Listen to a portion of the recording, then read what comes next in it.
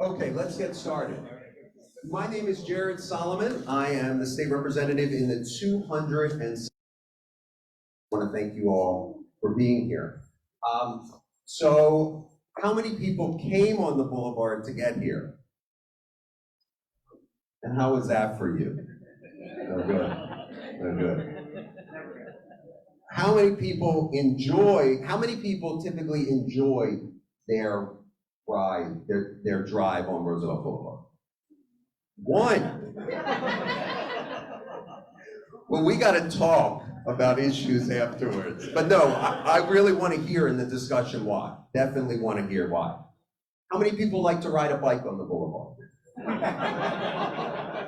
No? Nobody? No Sunday bike rides on the boulevard? No. How many people like to cross that great football field as a pedestrian on the boulevard? Nobody. Okay, so we see we're building consensus already. Okay, so it's great to be here. Everyone got an agenda, hopefully, as you came in. So the way this is gonna work is I'm gonna give some opening remarks, make some introductions. We're gonna go over to the panelists. Each panelist will have about 5 minutes for some opening remarks. I'll ask them some questions, go do a little bit of back and forth. Then we're going to open it up. If you have not voted, this is a great springboard to the conversation. What do you want on the boulevard? I'm not saying by any means these are all the options, but there are some options. No change. I hope you voted that way up there. Subway, more bus routes, elevated line. So whatever you think would be best along the boulevard. Rich Montanez, who is the Deputy Commissioner of Transportation. Where are you, Rich? Thanks for coming. So if you guys have any potholes, Rich will go out and fix them after this meeting. My friend and colleague, Representative Joe Hohenstein from the 177th Legislative District, back there, with his Chief of Staff, Tara. Round of applause, please.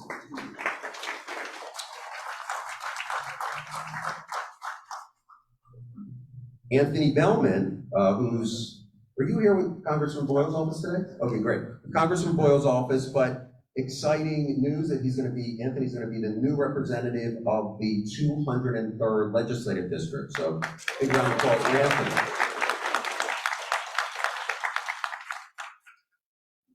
Dylan is here from Councilwoman Parker's office, so please say hello to Dylan. Did I miss anybody? I think we said it all, covered it all. Okay.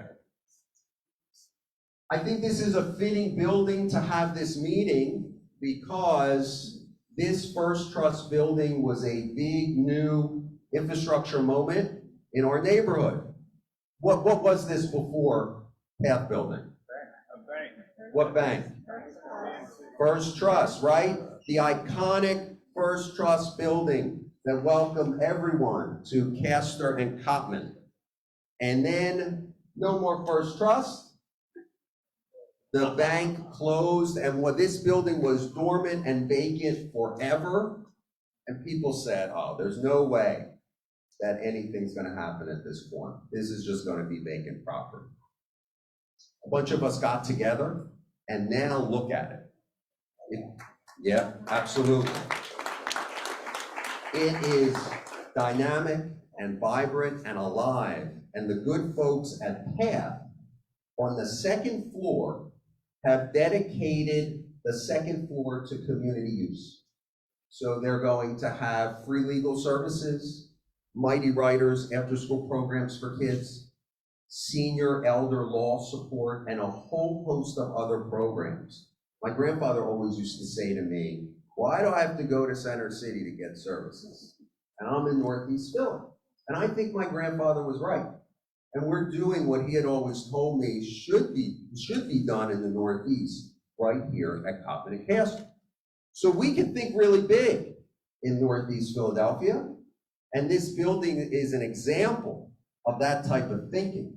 And that's why I thought it was really important for us to have this meeting right here in the new beautiful path building. Why now? Why is this important now? Well, we just came out of a pandemic. With any crisis, there is a ton of opportunity. And this is our opportunity to rethink and re-envision and rework who we are and how we're connected to the rest of the city and our friends in the surrounding counties. Second, everyone's talking infrastructure.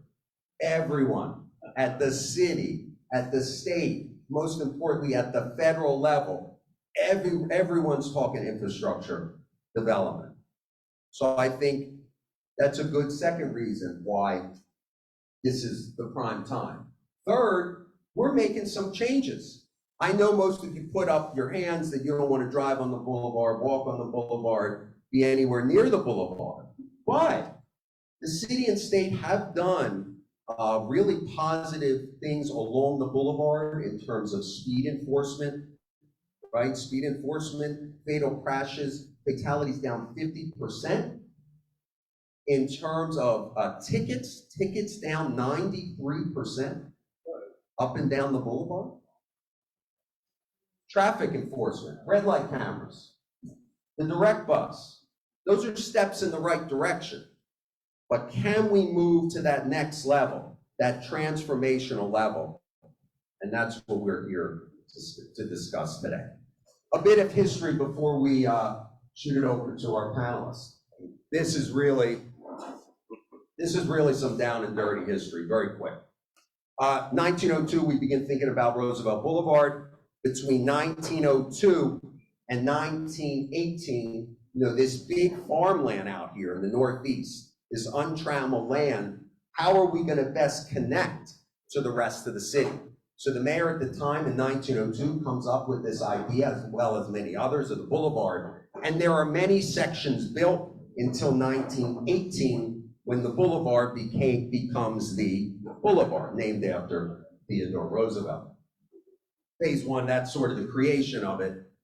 The second is in 1947, we have the Schuylkill 76, and folks think, well, maybe Northeast Philly needs to be connected to the Schuylkill. Again, this moment of how do we best connect to the rest of the city and surrounding community. And so a very controversial proposal at the time, in 47, was to extend the boulevard to 76, the Schuylkill Expressway. Wild opposition.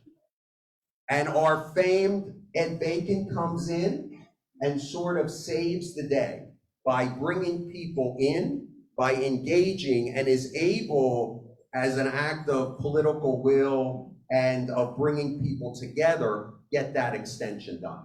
So I would say that's the second phase of that movement to extend us to the expressway. And then the third is sort of the change study phase, right? So some of the changes I've talked about in terms of the red light camera, speed enforcement, and then the studies. The boulevard has been studied and studied and studied and studied. 2003, 2008, Group for Change. There have been bicycle folks have put together a study. Public land folks have put together a study. This is a very, very, very studied track of highway. So history, that we got agenda, history, why we're here, why we're literally here in this building, why that's important, and hopefully where we're going. Any questions about any of that? Okay, great. Let me introduce our panelists, 5 minutes, and then we're going to do some back and forth. So first up, we have Jay Arzu. He is a University of Pennsylvania PhD student.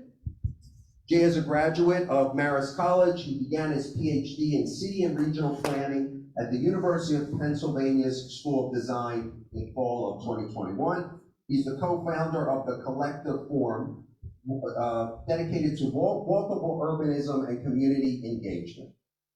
Jay, we're thrilled to have you here. Thank you for helping to put this together. Please Talk to the folks.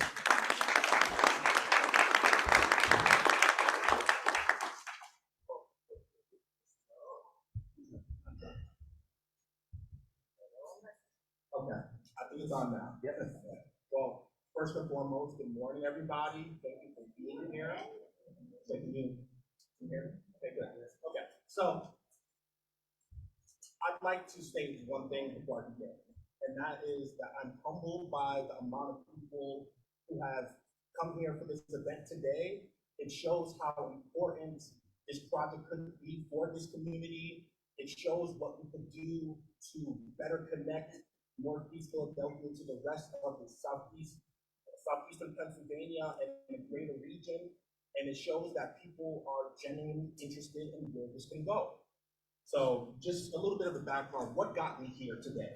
What made me think about Roosevelt Boulevard? You know, and of course, I'm not from Philadelphia, but I recognized early on when I started my PhD that there was a major transportation inequity in this section of the region.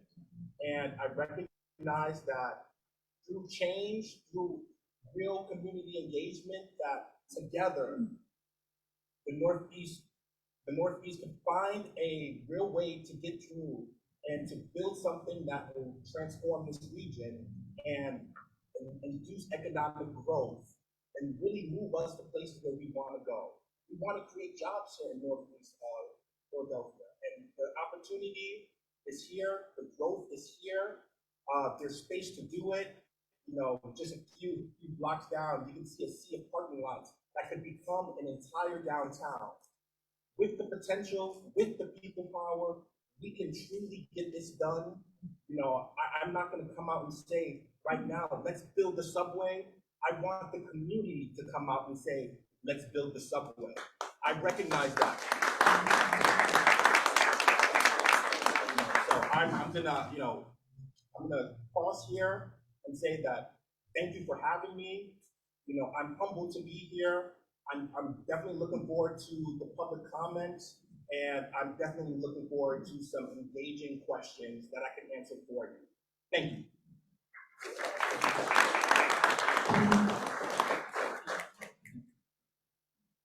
Thank you so much, Jay. Next we have William Tung. He is a transportation guy at this square. He's an advocate and organizer for better transit, safer streets, and improved public spaces. He rides SEPTA and is a parent of a 9-year-old daughter. He believes that everyone in Philadelphia deserves access to high-quality public transit. Will holds a BS in economics from the Wharton School. Will, thanks for being here. Please, Mike is yours. Hello, can you guys hear me? Thank you. I'll accept the applause now. So let's talk about Roosevelt Boulevard as it is today, right? Its configurations remain unchanged for nearly a century, having to accommodate the growing population that we see here in Northeast Philadelphia, having to accommodate the growing amount of traffic year over year here in Northeast Philly. So as we continue to grow as a region and as a city, traffic congestion on the boulevard will only get worse, right? And congestion harms everybody, all right? The people who drive, the people who take the bus and have to sit in that traffic, and especially the nearby residents who have to breathe in all those emissions, right? And the boulevard has also earned the nickname, the corridor of death, right? We live next to the corridor of death due to the exorbitant rates of fatalities. Pedestrians, seniors, children, those with disabilities, they're forced to cross longer than a football field of moving cars today. The boulevard, that's insane. So we live in the 21st century, but we're saddled with an outdated roadway, right? And we need to start planning today for what we want the future of the boulevard to look like. Right now, there are not a lot of good alternatives to driving in Northeast Philadelphia, you know? And car ownership itself has enormous costs. For most folks, their vehicle is the most expensive, or might be the second most expensive thing they own. And the average cost of new car ownership between insurance, loan payments, taxes is $10,000 a year to own a new car every year, not to mention the price of gas, right? And what happens when gas goes back to $5 a gallon? What happens when it's $10 a gallon 10 years from now, right? And what are we going to do then? So I want to see a Northeast Philly that's more resilient, one where residents have real choices in how to travel, and I believe a subway for Roosevelt Boulevard presents that opportunity. And I have to confess, I'm like a lot of folks. I only take SEPTA if I can get to my destination in one transfer or less, right? I'm not going to take SEPTA if I have to transfer twice, 3 times, right? And for me, the trip is just not worth it if it's any more than that. And that's why a subway connected to the Broad Street line is so appealing, right? And as a Chinese American, it would directly connect the growing Chinese community here in Mayfair with Philadelphia's Chinatown, Center City Chinatown. And I don't know if you guys know, there's a Broadridge spur with a Chinatown station near Philadelphia. And that is less than half an hour from here down to Chinatown in Center City. So I grew up, my family traveled to Chinatown every Sunday morning for dim sum. It was our church, right? and so my dad would drive my mom, my 2 brothers, my aunt down. My dad would never join us for dim sum. My dad would never eat with us. And later on, when I grew up, I found out why. Is because he never found a parking spot, right? He would sit in the car and wait for us to get done. Then we'd go shopping, and then we'd buy the groceries and go and join him, right? That's a real impact here. And as a Philly sports fan, right? Who here loves Philly sports? The Eagles, the Phillies, hey? And as someone who's drank 1 too many beers at a game, all right? This is a 1-seat ride to the stadiums, all right? That's an enormous opportunity. Paying $40 to park for an Eagles game, only to sit in traffic afterwards, that would be a thing of the past. And this is not to mention the enormous job opportunities that a Boulevard subway would bring. My volunteer work as a transit advocate with this square, we talk a lot about transit equity, right? Making sure that folks across all races and income have access to high quality transit. And good public transportation provides ladders of opportunity to people, allowing residents and workers to reach a wider array of jobs that would normally be out of their reach. Owning a car in Philadelphia gives you access to 8 times more jobs than just relying on public transit. And we need to change that, right? And I would love to ultimately see folks spending less of their income on transportation and more on things that really matter to them. And so, to sum it up, Northeast Philly deserves more transportation options. It deserves the most convenient and most robust option that's out there. And for me, that's the Roosevelt Boulevard subway.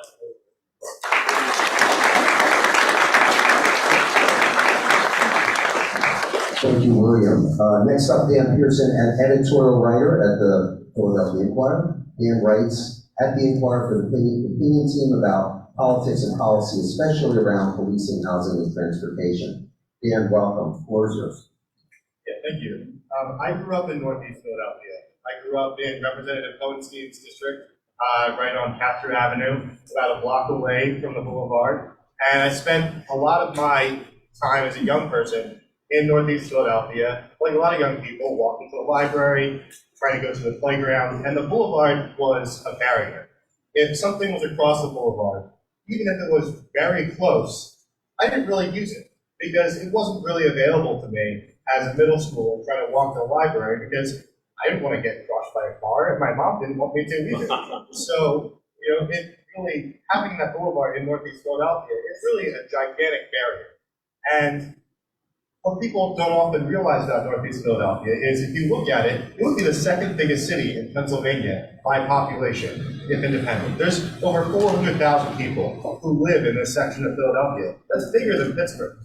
And yet, Northeast Philadelphia has never gotten the transportation investment that it actually deserves for a reason of its size, of its economic input, and it gets overlooked.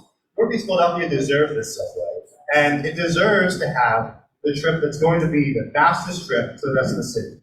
Although I grew up here, I live in South Philadelphia now.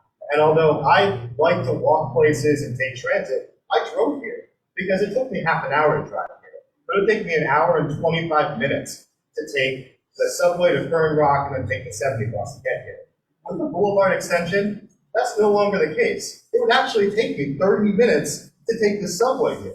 That means my car isn't taking up a spot in this parking lot. Other people get the park in the most convenient parking spot that maybe didn't have that option. It means that there's less congestion on our streets, on Coppin Avenue, on 95, on the boulevard. We're spending $3 billion to expand I-95 right now. We're going to be taking people's homes in Old City, in the most historic part of Philadelphia's region. Some of these homes are 300, 400 years old to expand I-95 because there's too much traffic on it. If they had built the Boulevard Subway in 2003, we wouldn't need to spend this $3 billion. It would actually save money long term because we have to plow less money into these road expansions. We have to spend less money mitigating the cost of these road expansions by buying people out of the property, putting up these sound barriers and all these other things that go along with it today. And also, it would give people more options. And that's really what matters here. It's not about you have to take the subway if it comes. It's about you can take the subway if it comes. You can go to City Hall now to take care of a water bill or anything else in a one-seat ride. You no longer have to worry, like Will said, about parking in Center City, paying $30, $40 for a garage, parking on the street and worrying if the PTA is going to ticket you. You have the subway here. None of those things are something that you have to deal with anymore. Just like somebody who lives in South Philadelphia, just like somebody who lives in West Philadelphia or Fishtown doesn't have to deal with them if they don't feel like they need it. And that's what Northeast Philadelphia deserves. This area, it's not like Bucks County or some of these suburban places that can't support a subway and wouldn't have the ridership. It has the population density to support the subway, no problem. The houses here are much bigger than what we have in South Philly. And I think a lot of my neighbors, if you built the subway, would be really interested in coming up here to live. I mean, we have 1,000 square foot home in South Philly. We're talking 15, 16, 1,700 square foot pretty easily for a real home here. It would really put Northeast Philadelphia on the map for young people who want to have more options in how they get around. We want our kids to have more options. You know, I grew up in the city, but some of my neighbors grew up in the suburbs, and they tell me all the time about how growing up they felt so isolated because they needed their parents to give them a ride to go everywhere. Northeast Philadelphia already isn't a place like that. You build the subway, and it becomes a place that the parents can would want to live as well. So I think this is something Northeast Philadelphia deserves. I'm really encouraged to see so many people out here to support looking into this idea, and we've got only 2 people who are opposed to change, which is even more excited. And I'm excited to hear from everybody. And I really do think that Northeast Philadelphia deserves this. Montgomery County deserves the KOP rail, which is going to cost $2 billion, $3 billion for 10,000 people a day. Northeast Philadelphia deserves this for 120,000 people a day. Right now, the boulevard, to put that in perspective, right now the boulevard has 40 to 90,000 cars a day. So that's actually potentially higher traffic on this subway, and it's not going to be causing exhaust in your neighborhood, taking up parking spots. The people can come here without increasing traffic congestion, and that's great. That's exactly what every commercial corridor in the entire world wants, is to have more foot traffic without having to give up any parking spaces to people who already come. So it's going to be great for all the businesses, it's going to be great for the residents, and for especially, I think, for your kids and your teenagers as they're growing up, they get to explore the city the same way the kids in the rest of the city do. And that's exactly what Northeast Philadelphia deserves.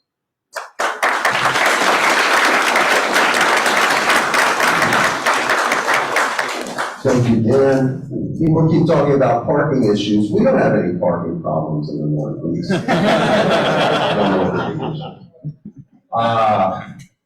Chris Puchalsky is the City of Philadelphia's Office of Transportation Infrastructure. He's with the City of Philadelphia's Office of Transportation Infrastructure and Sustainability, better known as Otis. He's been working on improving transit on the boulevard for over a decade. I mentioned some of the great improvements we have on the boulevard.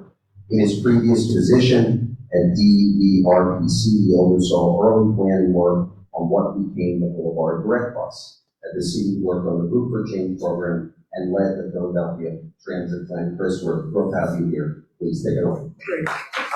Thank you. So I first got involved in the Boulevard, I think right at the low point when that 2003 study everybody realized that that just wasn't going to advance in its present form. There were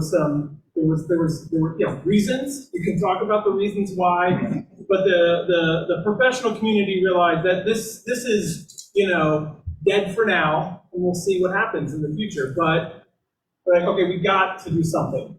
We've got to do something. We don't have the billions of dollars, but we have to do something.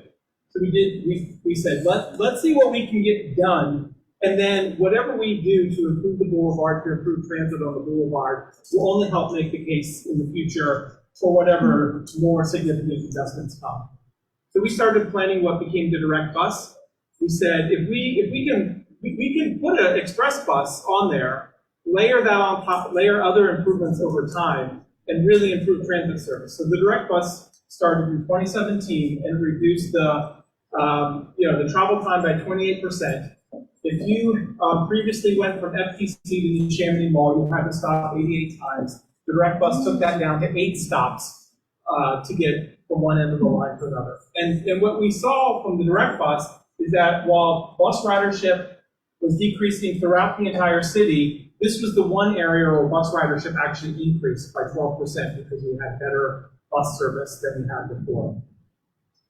The direct bus was paired with a significant federally funded study called Route for Change that wanted to say, let's figure out what we can do, but let's not just let the big idea get in the way of immediate movements. Let's do both. Let's not just have another plan that's going to sit on a shelf and maybe it's going to get built and maybe it's not going to get built. Let's see what we can do now, right away. So by the time the plan came out in 2021, we had already made some of the improvements. But probably the most significant one was the speed cameras on Roosevelt Boulevard. I'd like to thank, for the votes in the state that enabled this program. And then I worked with Councilmember Parker's office to pass the local legislation that we needed to implement it. The speed cameras on Roosevelt Boulevard started in August of 2020. And what we saw was a 93% decrease in speeding due to the introduction of those cameras. And the best estimate is in the first year, we saw 7 lives saved. 7 lives that would, and maybe that's one of the people here in the room. We don't know that we didn't get into a traffic crash because of speeding. We don't know that we didn't get hit. We just know that there was a decrease in fatalities on the boulevard.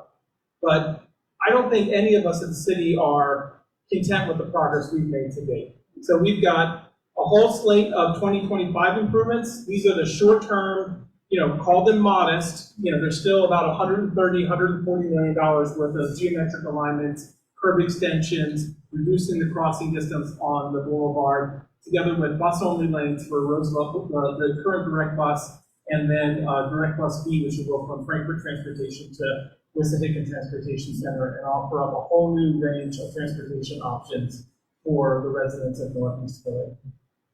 The 2040 vision, that's just a number out. What the future is, I think, is up for folks in the Northeast to decide. And I'm excited that this conversation can lead to how do we improve transit on the boulevard without predisposing any fixed means or how to get there. How do we make better transit on the boulevard both tomorrow and, in the future? So thank you very much. I'm interested to hear what everybody says. Thank you so much, Chris. Representative Hohenstein is the vote, so we wanted to just have a few words. Yeah. Thank you, Jared. And I want to say thank you to Jared for holding this and having this conversation as a community. And what I want to really highlight for a couple folks in this is the initial question Jared was asking about consensus. What do we all agree on? Those are the things that I want people to hold on to as we consider these different options that will hopefully make our lives better in the Northeast. And the reason I say that is consensus is a hard thing.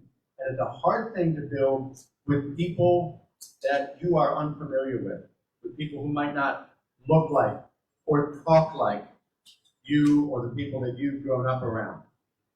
And I think one of the wonderful things that happens when we do projects like this, or some project that will improve how we move ourselves and everything else around Northeast Philadelphia, is you get to recognize what everybody has in common. So remember when Representative Solomon asked those questions right at the beginning, how much agreement there was, and focus on the things that we all agree on and that can bring us together, because there will be plenty of things that happen in the progress of a broader project that will break people apart.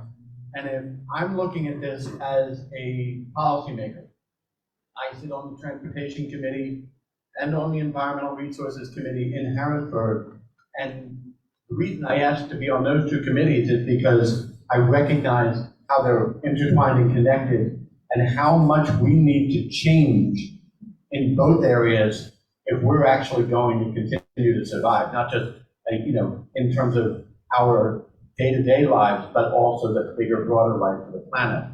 But when we think about, as policymakers, what is the best way to move people, move things around, we've got to hear from you, from everyone, about that. Because if we try to craft solutions that don't fit the lives and the lived experiences that people have, then they won't be real solutions. And that's where what I would need as a policymaker coming out of a group like this, and again, Jared, this is really, really good that we're opening this conversation up. What you all need to do is give us vision. And then as policymakers, we got to go back to the SEPTA board. We've got to go back to Congress for infrastructure money. We've got to go get everything that will come. But the stronger and more well-defined the vision and the push and the consensus is that comes from the community, the greater the political force that will come behind it. And essentially that means if you guys all get together and are pushing in the same direction about what solutions come through, how we can get this to be managed, and then you're pushing us, that's really the best way to make policy, because it's going to reflect, in the end, the best thing for the neighborhood and the community. But as you do that, again, because we all know from living in the Northeast, all of our historical social forces, frankly, racism that has sometimes separated us, let's try to put those things away and look at our neighbors and see what we all have in common and focus on that as we move forward. Again, thank you, Jared, for doing this.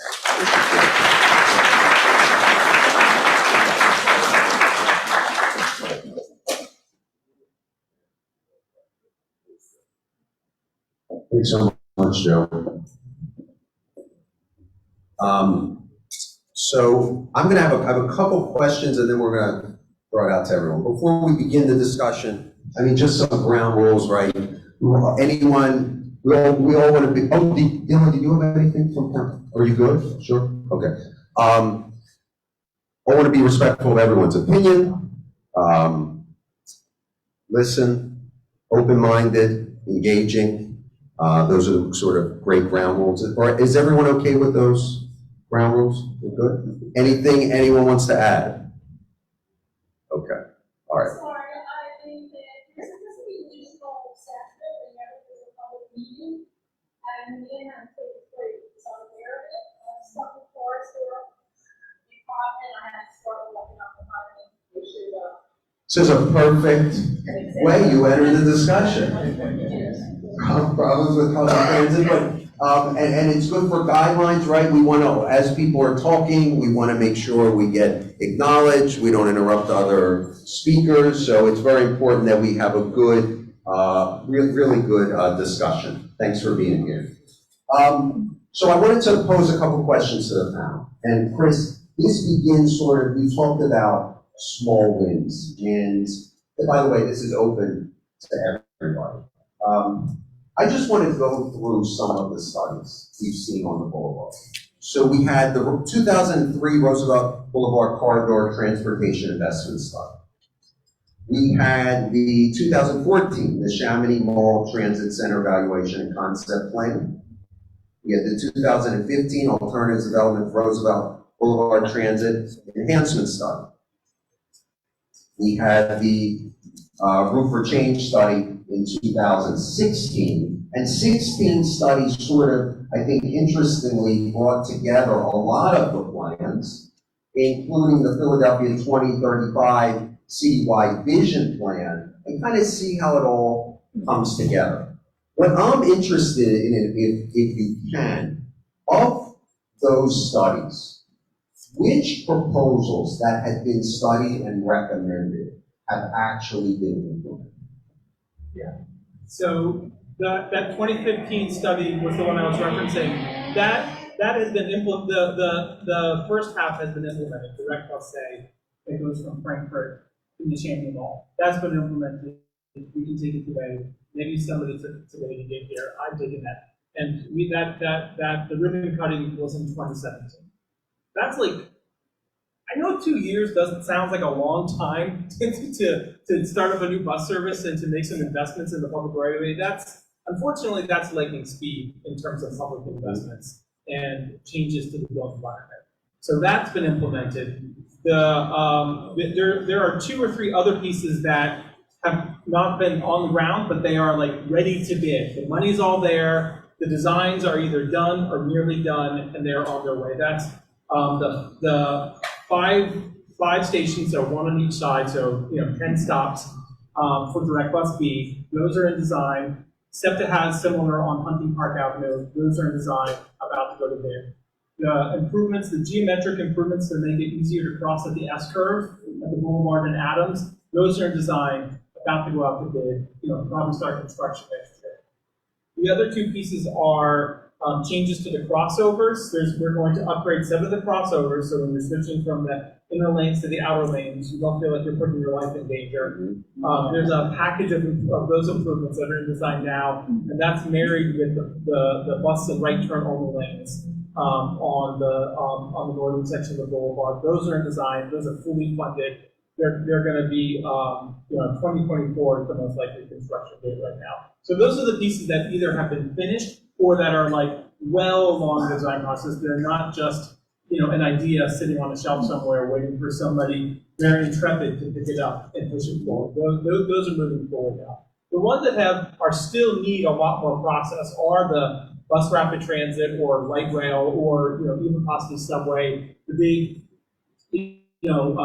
possible expressway versions. Those are the ones that are still, okay, what do we do? How do we move this forward? How do we get the millions, hundreds of millions, billions of dollars together to fund those projects? Those are the ones that are on the wrong course. That's excellent, Chris. If you could just talk to me, and maybe Jay, if you could weigh into costs. So when we just looked up at the report here, the cost of subway, more rapid transit bus routes, elevated line, monorail, any sense of what we're looking at? Yeah, so the early study that we mentioned that recommended that these drawings come from, the top end of the range was $3.4 billion, something like that.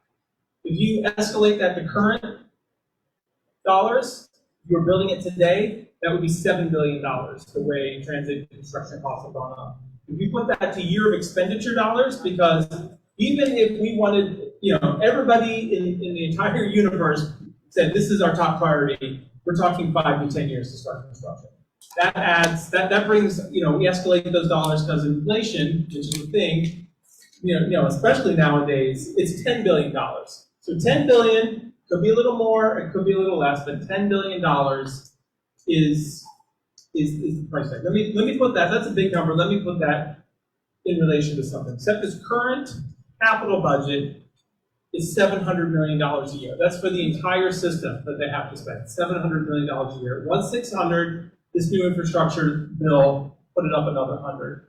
So that's for the entire system. So that is a considerable amount of new investment. The King of Prussia project, $2.2 billion is the most recent estimate.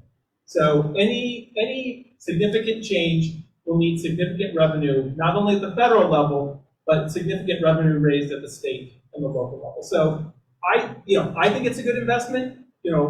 Transit funding initiatives, when they go to referendums, they pass at the 70 to 80%. So most people think that taxing themselves to build transit improvements is a good investment for them. So they are widely supportive, but it is extraordinarily difficult to, add new revenue for public infrastructure. So that's the Do you biggest have barrier. anything, Chris, or has it not been studied, the other two options up here, elevated line, monorail, more rapid transit bus routes? Are there numbers on those? Yeah, elevated rail, such as a monorail or other elevated systems, are usually not necessarily cheaper. They are cheaper than a subway, but they're not extraordinarily cheaper. So maybe it's not 10 billion, maybe it's $6-7 billion. That's the ballpark we're looking at. Better bus service. The improvements we're going to make, we're going to be making for the tens of millions of dollars to put bus-only lanes on the boulevard and those express bus stops. Thank you, Chris. Jay, you wanted to add? I want to step in a little bit. Sure. So I can't give you numbers. I can't say 8 billion, 9 billion, but there are professionals that can do this work. That's why we need a feasibility study. We need to see how much the subway would cost in today's dollars. Anything that you could say is an estimate, anything I could say is an estimate, let's bring in the professionals to study it so that we know for sure. Right now, in Baltimore, a few years ago, they got $22 million to study a north-south and east-west routes for potential light rail, heavy rail transit, and other forms of transit along these corridors. What we want to do is something similar. We need to study the corridor and see if the subway is actually feasible, because we cannot tell you how many riders would be using the system today. We cannot really tell you how many billions it would cost. We need professionals to come in and get us that information. Thank you. One more question for William and Dan. I just Oh, wanted please, go ahead. to talk about that too briefly. So right now, the city is doing something called Group for Change on the Boulevard, where they're already studying two potential future alternatives to the Boulevard. One is cheaper, they're costing around $2 billion, called the Neighborhood Boulevard. But the other one is a partially capped expressway, which would cost $12 billion, according to their planning right now, which, as I said, would actually increase over time, end up being maybe 15. So if we're going to be spending $12 billion on a partially capped expressway, we at least have to include studying how much the subway costs in that process. It doesn't make any sense to say we're going to look at spending $12 billion to build a tunnel and not look at widening this tunnel a little bit to accommodate a couple lanes of subway. And so that's why I think it's great timing that Jay has written about this in the Inquirer and WHYY and a bunch of other places, because this is what we're looking at. We're looking already at spending potentially over $10 billion on the boulevard. So why wouldn't we include an elevated rail, a subway in that expenditure? It just makes sense to at least look at it, just like Jay said. 10 billion, so Jackson in my office is going to be taking up a collection as you leave. Please contribute. Dan and William, you talked about jobs, economic impact. You talked about the environmental impact. Do either of you have any numbers in terms of job creation or what the environmental impact would be in terms of reducing our carbon footprint?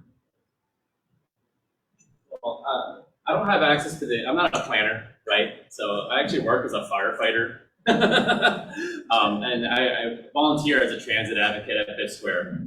What I do know is that folks who live in Northeast Philly, they still have to get to work every day, right? Even through the pandemic. So many people here are essential employees. They still have to show up, still have to come into the office. They can't work from Zoom, right? And working as a firefighter, I had to show up to work every single day, right? That's a requirement, right? And something that we saw with the latest pandemic is that, we have a regional rail system that fell off a cliff in terms of ridership. However, bus and subway riders still took the bus, still took the subway, right? Did not fall off a cliff because they still had to show up to work. And, and folks who live here in Northeast Philly, they still have to show up to work every day. And that's why it's important to provide a service which matches the demographic here, and provide a service where people can rely on to get to work. And like I said, owning a car in Philadelphia gives you access to 8 times more job opportunities than just relying on public transportation alone. And if we provide a subway on the boulevard, that gives more people in the region access to jobs here, and that provides residents here more access to jobs throughout the region, right? Once you ride to City Hall, we'll connect you to every regional rail line in the city. We'll connect you to University City's Market Frankfurt line, one transfer, right? So that's huge. And they'll provide you access to PACO, right? The grocery line connects with PACO over at 1560. So that's huge. That's huge. And one transfer, like I said, are pretty picky with transit. So. And just to go back to the 2003 study, that's really the last time that we ever had any real numbers, right? Any numbers that people tell you today are estimates, educated guesses. But in that study, we can find, potentially 80,000 car trips diverted onto the subway. So that's 80,000, people dropping off their kid at school trips, 80,000 people taking their kids to practice trips. So that's less traffic, it's less air pollution. And at this point, because there's more cars, more vehicle miles traveled per person, there's potentially more trips that would get diverted. That's going to have by itself a huge impact on air quality and quality of life in this area. As far as job impact, Northeast Philadelphia has a lot more jobs than people outside Northeast Philadelphia realize, especially along the boulevard. Now, we've lost some of those jobs. We saw the Bisco close, a couple other things. But it's a great place to put jobs because you can get trucks there, you can get people there. If you put that subway line, it's going to be a very popular place to put jobs. People in Montgomery County can drive to the Chamonix Mall and come straight here. People in the rest of the city will be able to get here easily. So if you're looking at getting more foot traffic to your businesses, getting a couple of employers to have small office buildings so that way your one shop can get more business, all of that's going to be so much easier with Subway Bill. Now, can you get real numbers? Only if, like Jake said, you get some professionals to do a feasibility study, and they'll be able to tell you ranges and estimates and things like that that are more than just educated guesses that we would be getting into that. So if I could just jump in real quick. There are definitely opportunities for funding for a study like this. There's the Reconnecting Communities grant from the FTA. Through the Inflation Reduction Act, there is another $1.8 billion for capital expenditure and studies. So there is the opportunity to get a grant like Baltimore was able to get a grant. Lastly, one thing I will say is we can't forget about the effect of subway stations, areas adjacent to subway stations. If you build the subway, there will be a massive amount of transit-oriented development, whether it's the Adams Avenue station or whether it's here on Cotman Avenue and Roosevelt Boulevard. There is a massive amount of space to be developed. We're talking more people, we're talking more businesses. It's the type of economic growth that is healthy for this community, and it would be amazing to see. Thank you all so much. So we're going to open it up. Joe has a microphone, and what I want to say is we want to hear from everybody. So no change, subway, more bus routes, elevated line, monorail, anybody who has any opinion on those issues or anything else, and we're going to start right back there. And Joe, just going to walk, if you could just give us your name and then comment. Folks on the panel, if you have any back and forth, just let me know.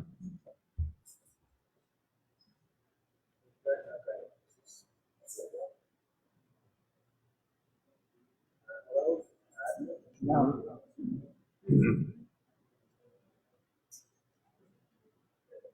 All right, thank you very much. Okay, well, name's Justin Roy, and on the way here, I was coming up from Tung University. up to this meeting, we were on the trolley bus on the way here, and I noticed there was a lot of people commuting early in the morning, northbound, early on a Saturday morning. These are typically times of lower ridership. Imagine what that looks like during the weekday, commuting whether you're commuting downtown, commuting to the suburbs for work. There's more commuters than just the people going to the central business district and the neighboring suburbs, the outlying residential neighborhoods. We have people that commute from the suburb, people that commute from the center, from the city to the suburbs. And we clearly need a new subway in Philadelphia, Northeast Philadelphia, expanding this. Clearly, there's a lot of jobs up here, which at a time when people are looking for good employment, not just a job, but a good job, good employment at decent pay, we need to make that more accessible. And if you build this subway, I'm advocating for the subway specifically, and for buses, because we like more buses too, that this would help. This would help a wide variety of people. We want to build a King of Prussia branch off the Norristown High-Speed line, but we could, with the same money, we can serve a lot more people, diverse, dynamic communities up here in Northeast Philadelphia, and immigrant communities, communities of color, working class communities, and expand more opportunities within the city of Philadelphia. So that's why I am advocating for the subway option and for Roosevelt Boulevard Subway. Thank you very much.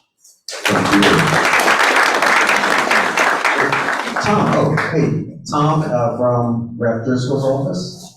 You just want to stand up so folks know who you are. Thanks so much for coming. Yes, please. Name and what's your comment?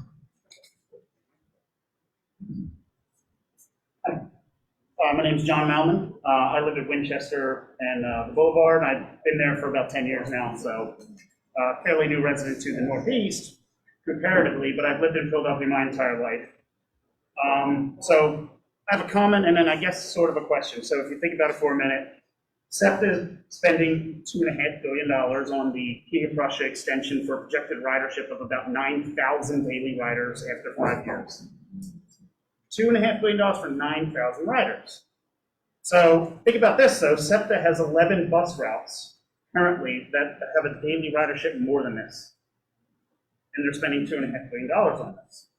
So for less than the cost of the King of Prussia line, we could have had the Navy Yard extension, which would have increased ridership by about 18,000 people. Or, of course, the Roosevelt Boulevard extension in the previous studies would have increased it by 100,000 or more people.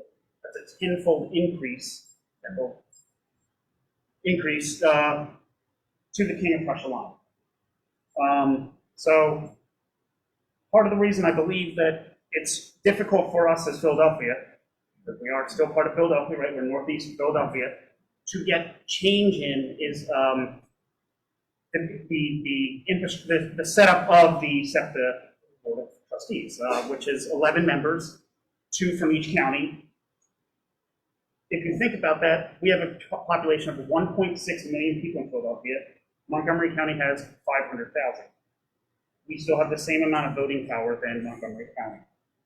Yet Montgomery County gets the Norristown high-speed line extension. So I guess I'm posing a bit of a question here. How do you fix that? How do you solve the disparity between us not getting something, or Montgomery County getting something that is very minimal in terms of ridership compared to something that would have increased it exponentially? Chris, please. I think there's probably a conversation about the merits of that project, and that's probably a conversation for another time. And I don't think it makes sense to pick one transit project against the other. But I think what I can tell you, the answer to your question was why? Like why did that happen? It wasn't solely based on the merits. It's because they built a coalition, and that coalition stayed together for 20 years. That project fell apart like 3 times also. And there was a coalition to bring it on. It was the business community was there. There was a TMA that was together. The local elected officials, the state elected officials, and the federal elected officials, they were all for it, and not just for a little while, they were all together for like a 20-year period, meeting on a monthly basis, saying, okay, how do we get the next step? How do we get the next step? Yes, we'll put our dollars in. Yes, we'll do this. You know, they just said, yeah, this is our priority for an extended period of time. That's why it happened. That's why that project, it has moved forward the way it has. And I just want, and then I want to ask you a question, but I think Chris is right in that when I was running a community organization in this neighborhood, there were plans, the city had contracted folks to do community engagement. And the community engagement was, you know, A, B, C, D, and E, let's say. Let's say those were 4 of the options, and there might have been a couple others. Well, there was no consensus. You come to community meetings, and everyone was griping. Everyone was saying, we don't want this, we want this. Why are you here? We just want to talk about something else. There was not, so it really, it's political will and unity to get this done. And I want to get you in to talk about your experience in trying to build that coalition. I think you could really speak to that. But as a young person, you've chosen to live in Northeast Philadelphia. One of the reasons I support one of these projects is because I think a lot of the young folks are going to Fishtown, they're going to Northern Liberties because the transit options are there. Why did you choose Northeast? I'm not trying to get you to vote. I'm glad you're here. But talk about why you chose Northeast Philly and why this would even help folks of your same age come and live in Northeast Philly. So I chose Northeast Philly first. It was because my partner lived here. But I've grown to love living up here. I grew up in Southwest Philadelphia, so pretty rough neighborhood in the 90s, still now. I moved to South Philly with my parents before college, and I lived in New York off and on while I was in college. But I came back to Philadelphia. I came back to Northeast Philly. I chose to live up here because, frankly, it's less congested than living in row homes, right? I have a lawn. I have a garage. I have 1,700 square feet of house. My 2 dogs can run around in the yard, but I'm still in the city. I still get to say, I'm from Philadelphia. I live in Philadelphia. I love living in this city. I enjoy the area. And, you know, the resurgence of all the great food, restaurants, businesses up here, it's great. There's a different mindset up here than in South Philly. In Southwest Philly. I do think it's a little harder to get community together in this area because of a little bit of the larger land, the sprawl, but something like this, like a better transit system up here can really bridge that gap. And I think, honestly, we deserve it. We deserve a good transit system up here. You made a wise decision. And that should have been filmed for tourism, Northeast Philly tourism. So can you talk about your experience in organizing for this project and why you think we need to take it to the next level? In the late 1990s, during the Clinton administration, there was federal money available to improve and extend public transportation in the United States. The acronym for the act was ISTEA, I-S-T-E-A. And my parish, St. Gabriel's Church, which is still my parish, we began a coalition with folks from Logan, Carol Davis Baptist Church, and Olney, the Greater Olney Community Council, and we all were agreed that there was a lack of connection and a lack of attention on the part of the city to the Northeast, that we wanted to be connected.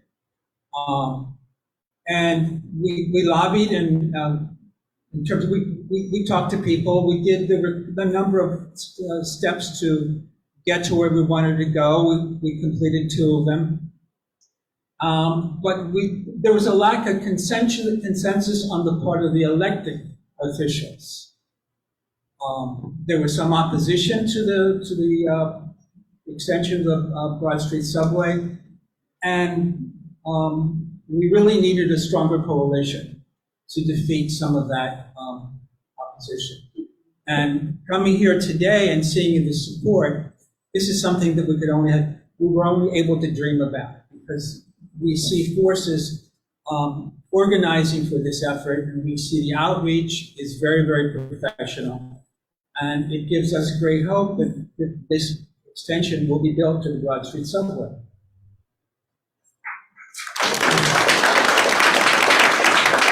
Okay.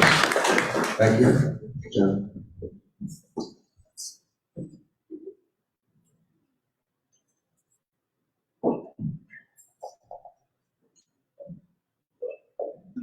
Hi, my name is Alan Fisher. I think one of the frustrating things that I find is that this project, is roughly about $10 billion. That's about what PennDOT gets every single year, and that's not including a lot of the infrastructure grants from the federal government. So it's frustrating when these projects that would affect so many people and there's so much traffic are not put forward when something dumb like the I-95 extension, whatever, is pushed. Even if transit projects are the best thing like the KOP projects, it's frustrating that stuff like the Boulevard isn't pushed forward because these PennDOT programs are put forward and transit is not. I guess the question to the panel would be, why is there so much funding for this highway infrastructure, and why is there no political will more for transit when there's so much more benefits that could be had from transit than there is in highway infrastructure?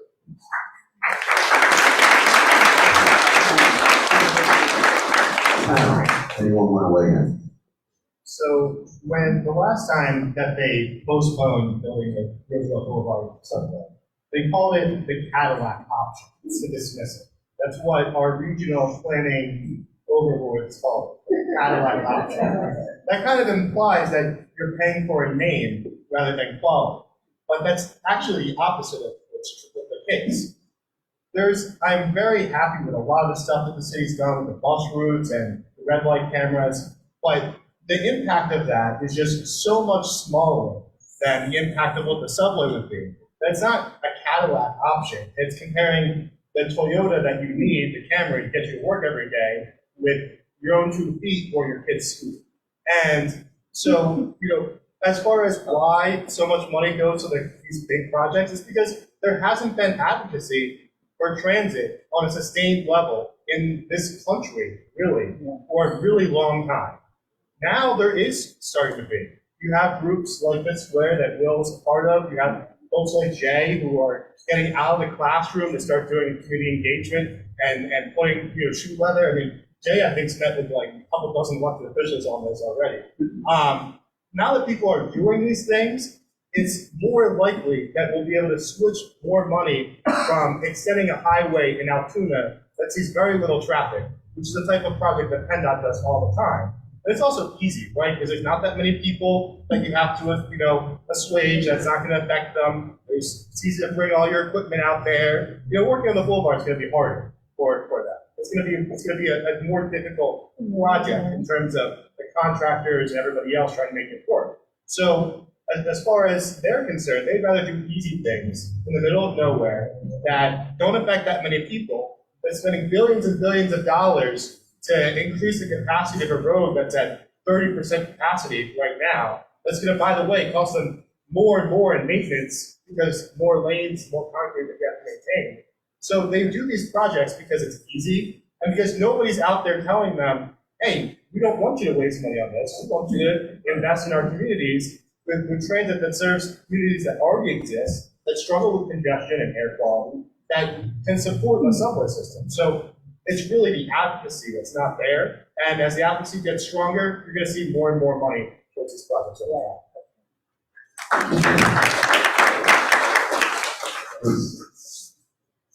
Miguel, you just want to grab the microphone. Yes, I'm a senior lady. I've been living here. Give us your name. My name is Jackie Miles. I'm a senior lady, been living in the Northeast for 11 years, but I lived here all my life.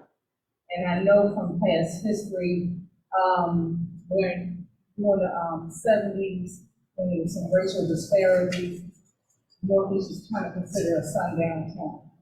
So when minorities work in these areas, we knew at a certain timeline we had to leave. So when I came to live up here, I saw a lot of the changes. I keep hearing the panel talk about certain studies that you got to do, that you're gonna advocate before you make changes.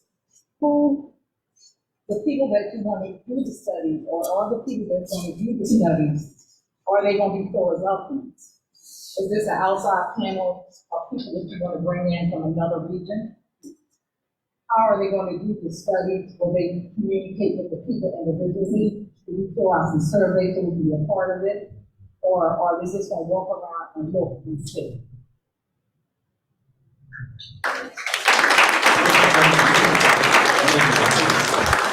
So, of course, there would be community advisory boards attached to any project like this.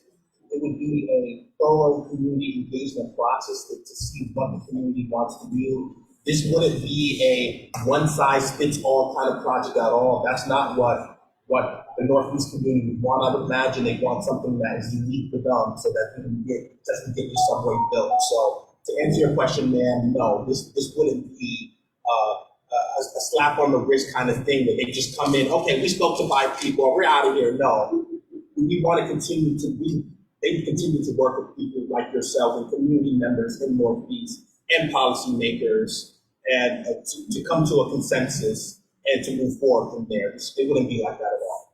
Great question. I want to say something too. So you see the options on the wall right here. One of them being subway, right? So that's what we're advocating for. We're advocating for more meetings where the subway option is put back on the table. So in the most recent evaluations, we've only talked about, the city's only talked about capping the expressway, has only talked about improving bus service, and has only talked about, just making the roadway safer for drivers. And the subway option was actually taken off the table recently. And so we want it put back on the table, and we want it to be an option for residents here. And that's the only thing we're asking for. We're asking for it to come back. And I just want to say that this is going to be the first of many meetings. So we're going to do engagement. I mean, frankly, where right around, I was running my community group, so it was probably 08, 09. I think it was after the 08 study, and there were a lot of options to come and speak to planners. And we would have very few people in the room. And I think that's probably on us as community leaders and elected officials. We needed to do a better job to get people to weigh in, especially Northeast Philly residents. Right over here, sir. In the next question.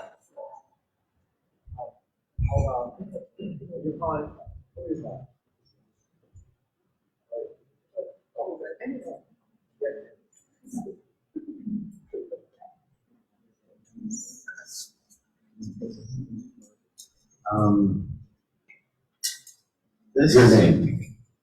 I'm Daniel Sachs. I'm a student at the high school all the way at Red Lion Road and the Boulevard.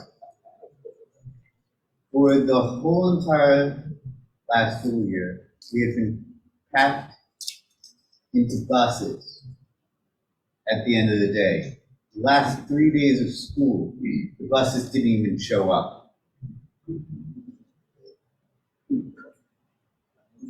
When that school changed from a skills center into a high school, why was this never even considered? Do you have something on the boulevard, or? It is literally one block. So what are you advocating for, and what do you mean, what wasn't considered? A subway, anything. Oh, okay. So you think a subway is a good idea? Yes. And would you use it, would you have used it to get to school? Yes. Okay, thank you so much for the comment. Thank you. Dr. Brown.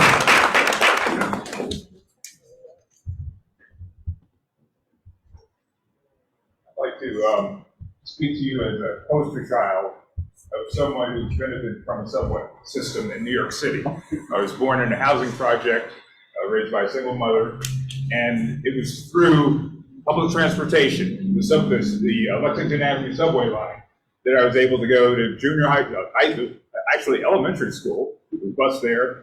I went to junior high school, we used to call it junior high school then, and Stuyvesant High School. And sorry, Central, that's the finest high school in the country. From there, I went on to Princeton and came down to Philadelphia for Penn, did my internship at Lincoln, and ultimately did my dermatology at Howard University.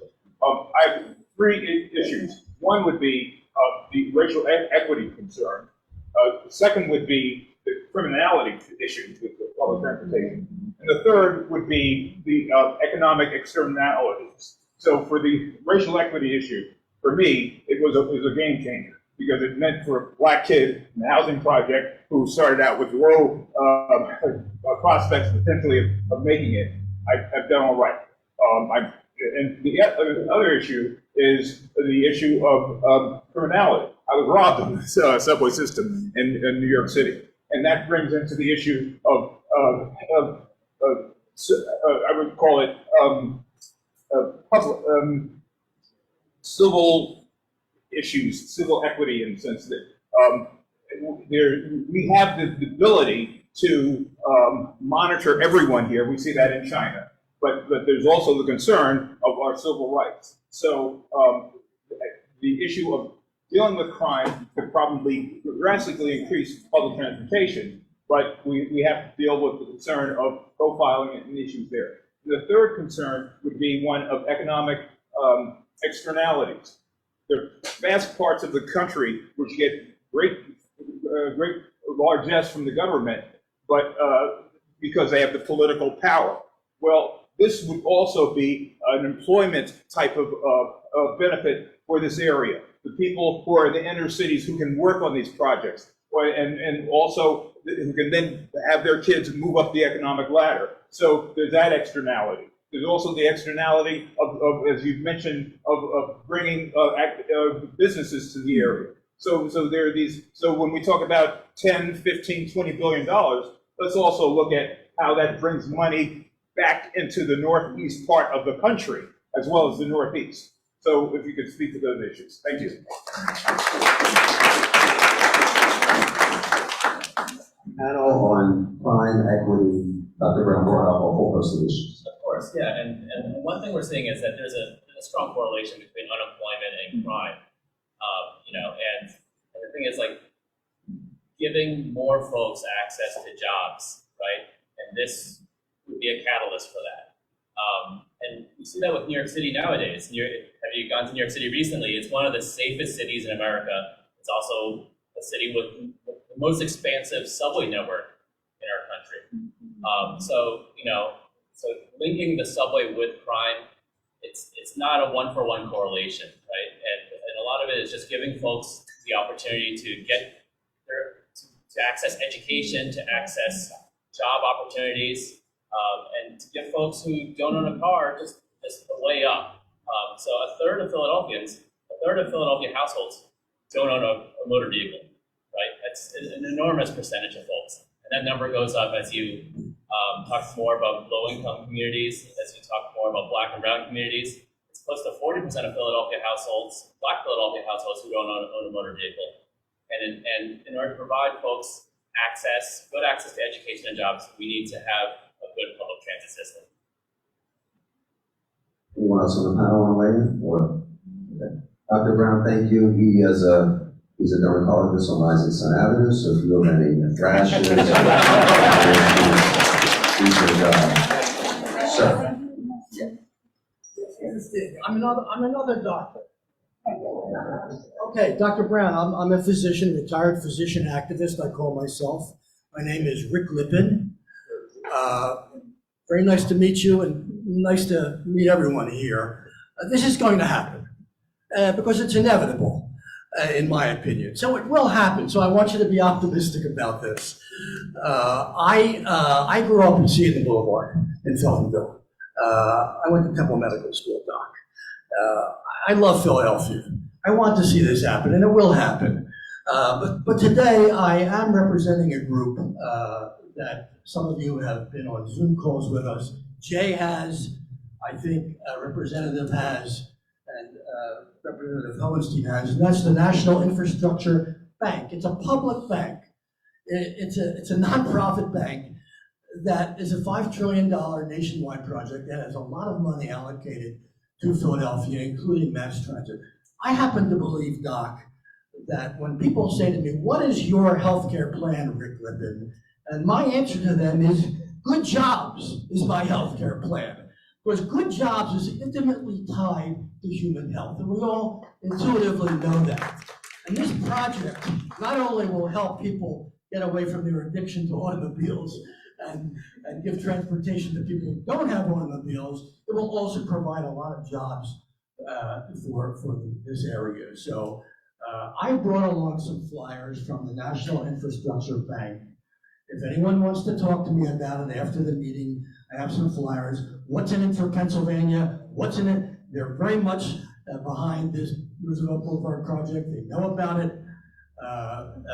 They're very far from, as you are, from actually passing legislation, but they're not giving up, and it will happen. So be optimistic. God bless you all. Thank you for the opportunity to speak. Yes, sir. Oh, yeah. You can go, and then we're going to move over here. Hi, my name's Teresa Benning, and I've been in Philadelphia for 70 years. 45 in the Northeast, lower Northeast, Northeast, greater Northeast, never to the far Northeast, and about 25 years in what I call Northwest, which upsets my husband, but we lived in Logan and all. So, I remember when my cousin moved to the project at Hill Creek, crossing the boulevard out of tunnel at Sears, and I was fortunate to know Sears because my dad started at the post office and then would go up there for 4 hours of overtime, sending out packages and doing stuff like that. So I knew this tunnel, and I used the tunnel all the time to cross. And the idea was to bring the subway to Sears, which was a huge employer in our area. I used the tunnel till it was not safe. And from what I understand, when they imploded Sears, they sealed that off. Here's my concern. I am hearing you realistically say 2035. I will be in my 80s.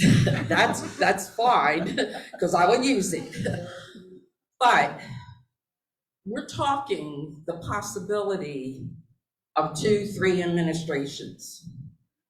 I see that many of you are young and might still be there. The Sears one didn't happen. What will keep this from being scrapped and imploded? Thanks, Gary.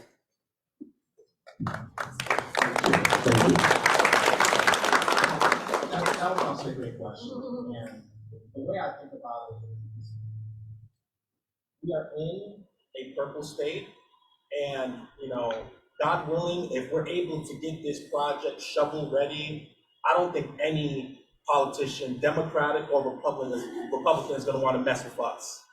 These are thousands of jobs that are going to be created, good paying jobs. It's going to induce transit-oriented development, and that itself is going to create thousands of more construction jobs. While I understand your concern about different administrations having a different opinion on the subway, you don't want to take away thousands of jobs in Pennsylvania. This is not the place to do this. We gotta use our purple flag and take advantage of us. The state has power, and we have to use it. Thank you. I think it's the coalition vote. I'll respectfully disagree with Jay. I have seen infrastructure projects fall apart in and the jobs, maybe weren't always a selling point, especially if people are not sure the jobs are actually going to come to their community. So I think it's got to be a strong coalition that can span mayoral administrations, that can make sure it's the council offices, the reps, the senators, top priority, right? You can only have one top priority, and something this big has to be like one of your, first, second, or third priority, because anything below that, you just don't get billions of dollars for something that's your second priority. So, and it's a coalition that shows broad support in the Northeast for something like this, that is going to get the attention from the elected officials and business. I'm just going to add, we're electing a new mayor next year, and that mayor is going to be here for almost a decade. Of all the people running for mayor, I don't think a single one of them is from this area of the city. I think all of them are from Center City, South Philly, Northwest, places like that. So if they come up here, an area that they don't represent, that they're not very familiar with, and they hear a constant drumbeat of, I want the subway, we deserve the subway, they're going to think, I better build these people the subway. Otherwise, they're not going to vote for me, and they're not, they don't have anybody else who is from their community who, I hate that people think this way about Philadelphia politics, but people often assume that you're going to vote for whoever's in your neighborhood. So they don't have anybody from their neighborhood, so they're open, and I can get their votes, and there's a lot of votes out here. So I think that this whole mayor's race, you're going to have a new governor next year who, who's getting his own transit project funded. We're talking about the coalition, he's part of that coalition that's making AOP Rail happen. So I think that the mayor's race, the infrastructure bill, the political wins are very favorable to make this happen if you can get the coalition that's broad enough and strong enough to push it. Yes, you want to have your comment.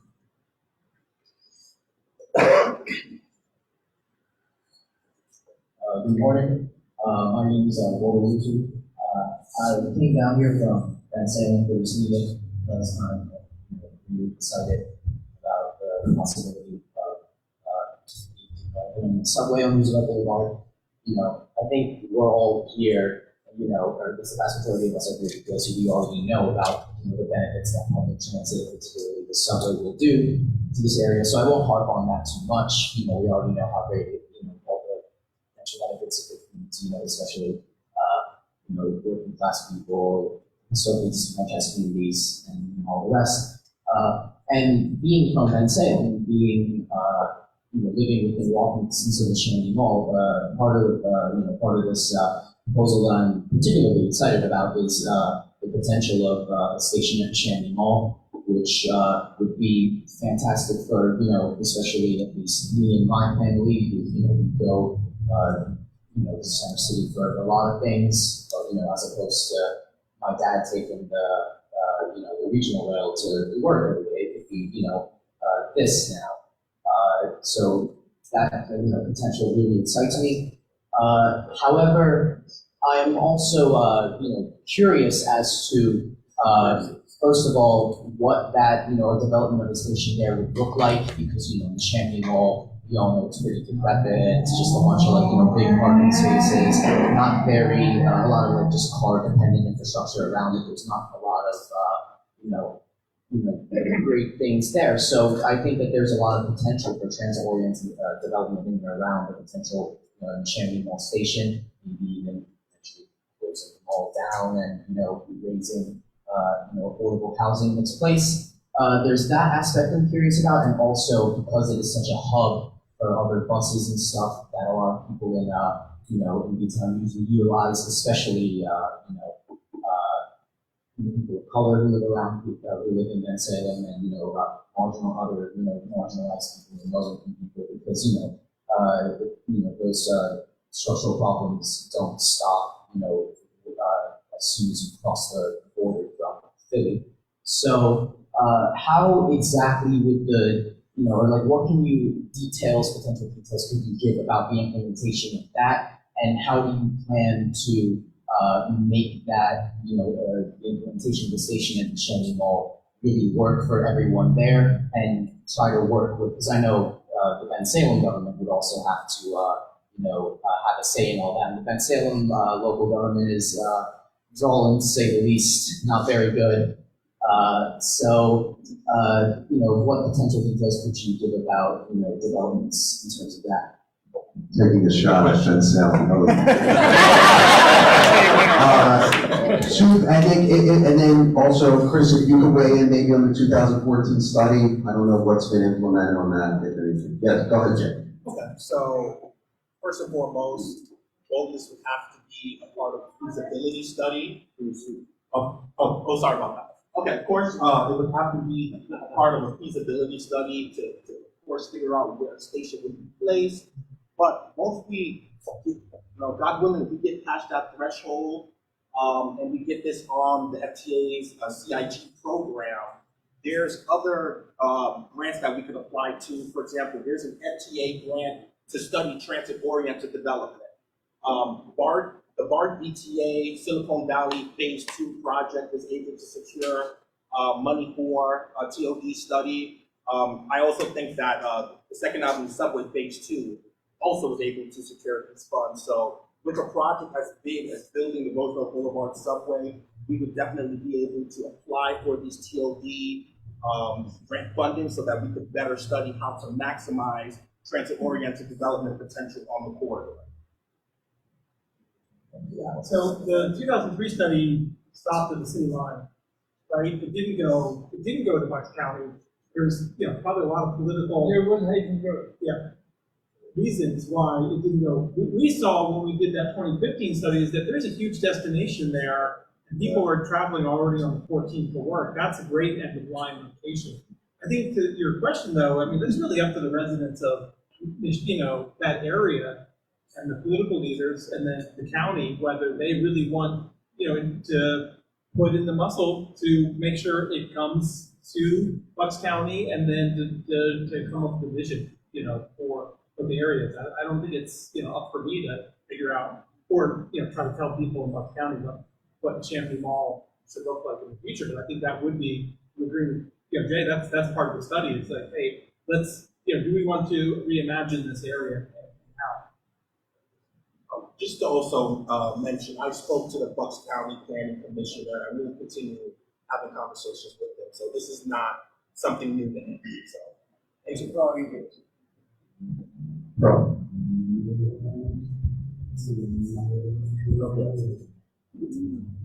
Good morning, everyone. My name is Pearson. I'm representing the Chinese community in this area.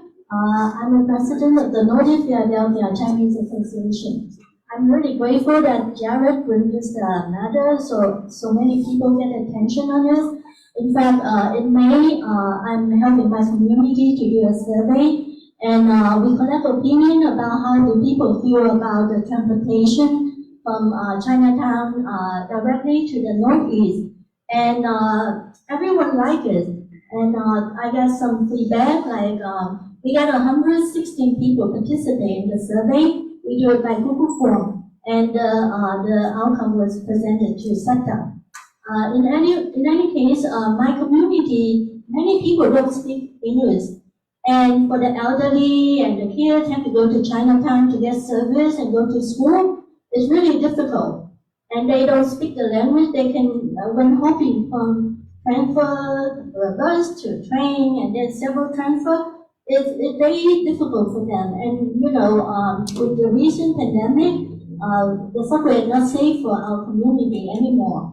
Talking about that, and everyone already mentioned the benefits of having the direct transportation. I just wonder, like, we haven't mentioned about how will this project have impact on our residents. The subway, I think, is dumping something under the ground, right? And our city is all full of houses. And we even have problems with expanding our sewers. So talking about doing the subway underground, how is that going to impact us? And then elevated rail, maybe is another version of subway with one on the slide. That seemed to be good because I saw like many of our people come from China. And Chinese city is very highly developed. They have transportation that's wonderful. I don't know, I cannot imagine, when can we have something similar like that in our city here. maybe monorail on the sky and, we don't have to dig into the ground. Then my community at that time, 2 months ago, we think about direct bus. Maybe that's the easiest way just to run a bus without, moving house, viewing something on the sky. But it's just a talk, So with this option, what is the real feasibility that you think we can have it within 5 years? Not only about 10 years, 5 years. I don't want to wait for my retirement to say that. Give us some realistic answer and doable that our community can accept it. Thank you. So, Stuart she's here, thank you, Carl. And you talked about connection to the Chinese American community. I don't know if you wanted to get on that one, but also if someone could talk about what Pearl had said about possible disruption to the community in and around the creation of the subway.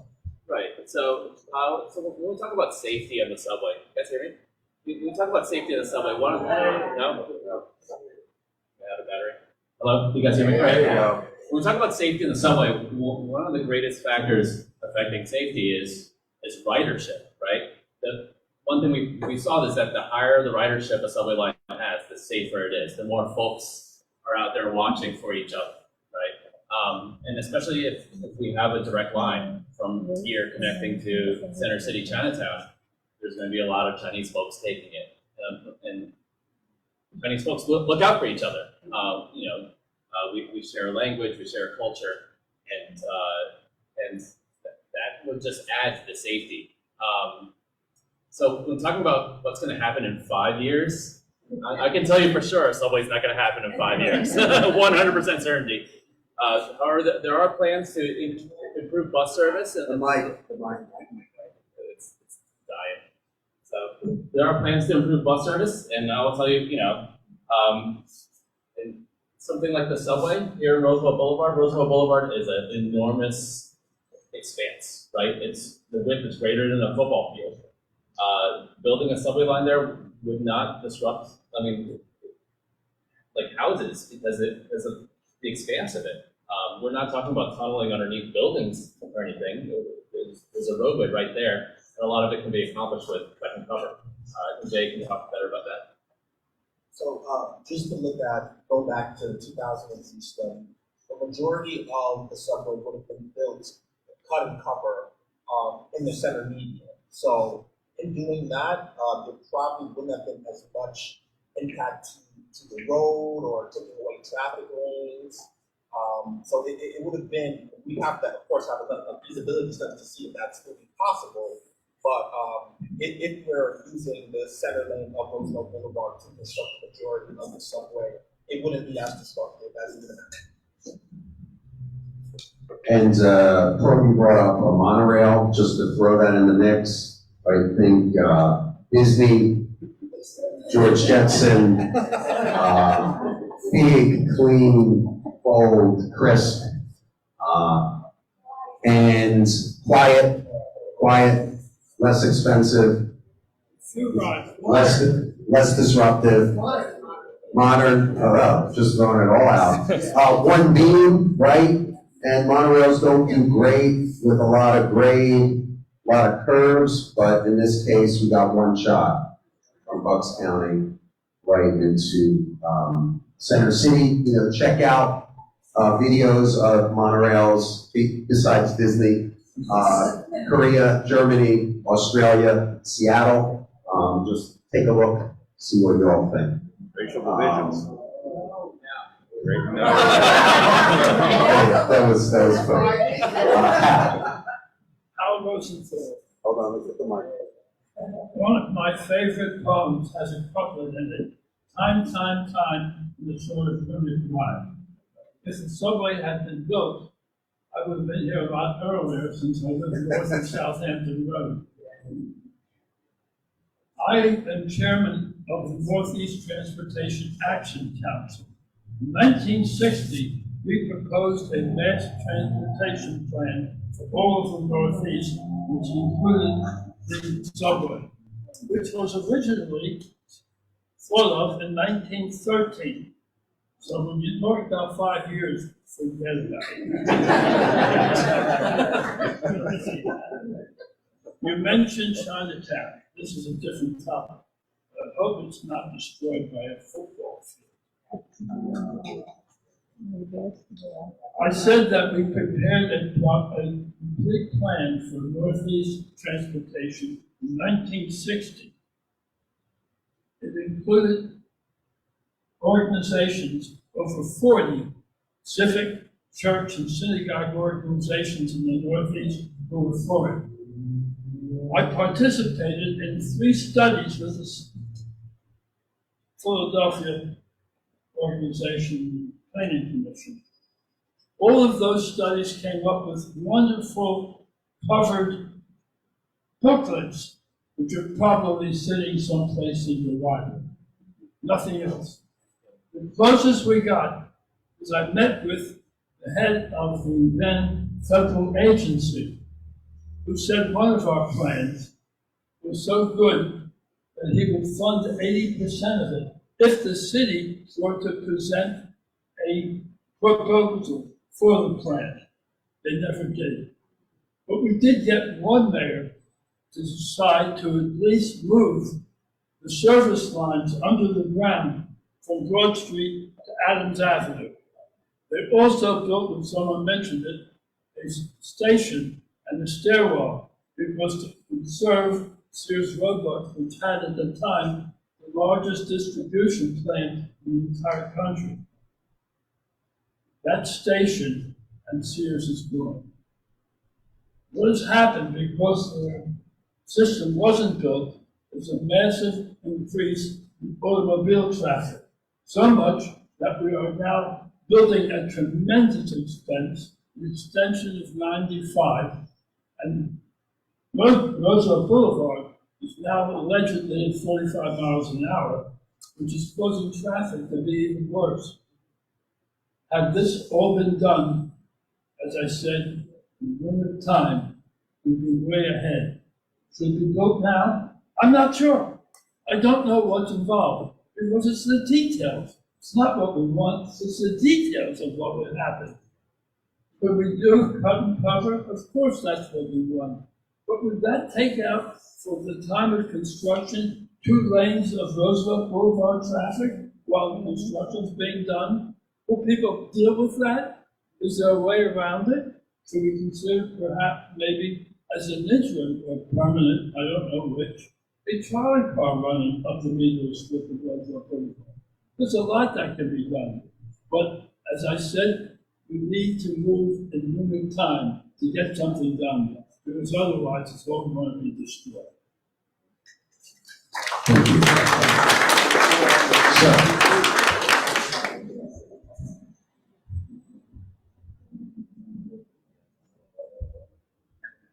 Hello? Hi, I'm Tony DeSantis. I'm with the Delaware Valley Association of Rail Passengers, and I know Harold Roosevelt is one of our members. I thank you for your support.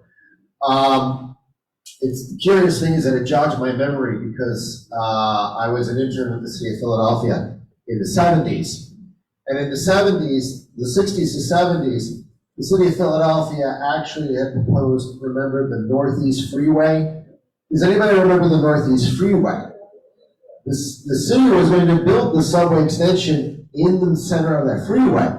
And we lost a lot of time because the city of Philadelphia really wanted to build the freeway and put the subway in the center of that. So that's one of the reasons why we lost time. The other thing I also, just as a comment, instead of subway and elevated, I think it'd be better just to use one term, rapid transit, because it could be either subway or elevated, but either way it's rapid transit. And what I'm assuming is that it's going to be an extension coming out of the Broad Street subway out of Broad and Pike. Now I have just one process question. Are we going to be going through another local preferred alternative? Because I know that we looked at because I was part of the NETIS study back in 2003, as someone who attended all the meetings, and I have the PDF of the format in my laptop. So I just want to know, are we going to be looking at a subway, just a subway up the boulevard, subway freeway combo up the boulevard, maybe alternative F again, which is about going up the Fox Chase Local and then the northeast, the CSX tracks. Are we going to be looking at that again? So I'm just wondering, are we going to be going through that whole process again? Or can we short circuit that process by just staying on the boulevard?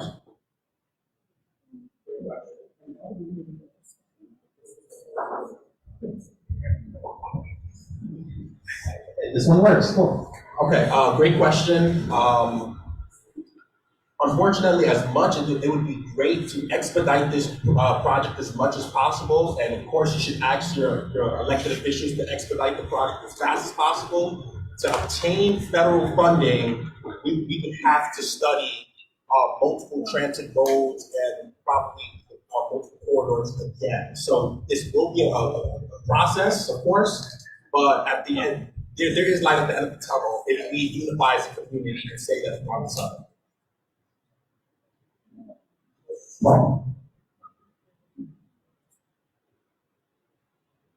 Hi, I'm Paul Hoffman. I've lived half of my life, half a block from the boulevard. I've lived all but 1 year of my life within 2 miles of the boulevard.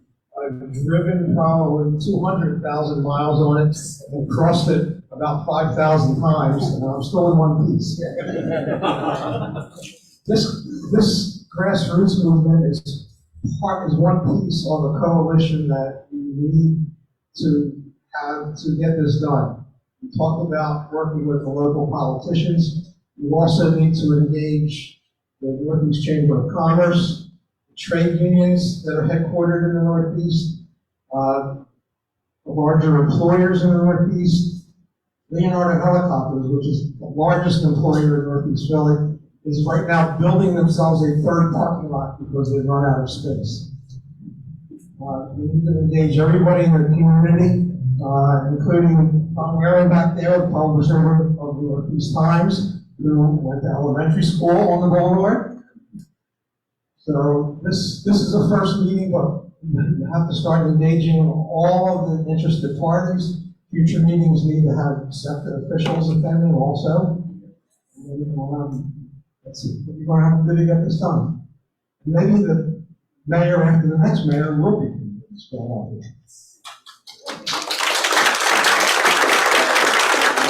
I'm not correct on Chris, Paul mentioned the airport. Chris, in the Room for Change study, isn't the airport mentioned as key to some of the proposals? Yes, yeah, the airport, the job development around the airport and the land use. Exactly. So I'm glad you brought it up because it's important to factor in the economic boom that's more rapid. The airport right now has a proposal to build a new jet center because the smaller one is closing next year. They're also building a solar farm to power the entire area. Right. Let's go over here. Yes.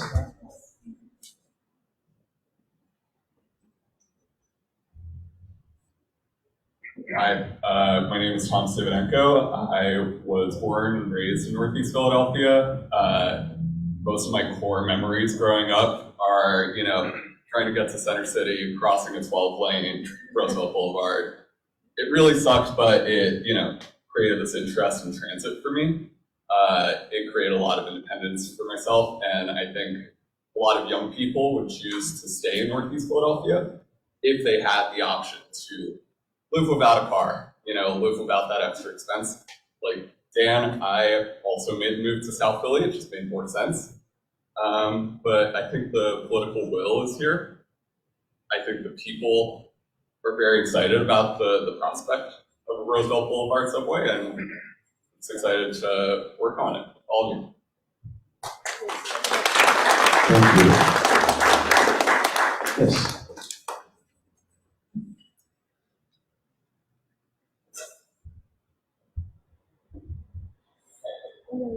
Hello, my name is Evan Borak. I am not personally from Northeast Philly, but my whole family is. parents, grandparents, great-grandparents, so that qualifies me to speak.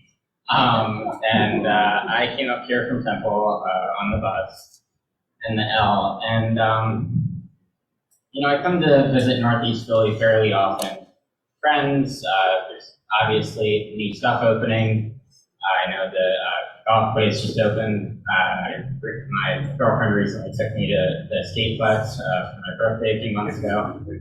And I don't think a lot of people appreciate what it's like to stand on the side of the road on a patch of mud or a bus shelter with broken glass, and walk on a road with no sidewalks, to wait for a bus that might come every half hour. I know direct bus now every 15 minutes and 20 minutes at night. But I think everybody here deserves better than that. We wanted to go out to dinner afterwards. We had to wait for a bus on the side of the road with cars speeding past at 60 miles per hour to go, 5 minutes down the road. We could have biked, we could have done so many other things. We could have gotten on the subway in a safe waiting space, but we couldn't do that because we had chosen not to make those investments. And so I guess the question I have for you all is, can we have good transit and good highway infrastructure, good auto infrastructure, or are those mutually exclusive, at least to some degree? Because there's not unlimited money, and there's not. The more we push people onto transit, the less infrastructure, auto infrastructure we need. Thank you. The project, before you go, most importantly, where did you go to eat? I think the last place we went to that night we went to Chick-fil-A, but we've gone to a few other places.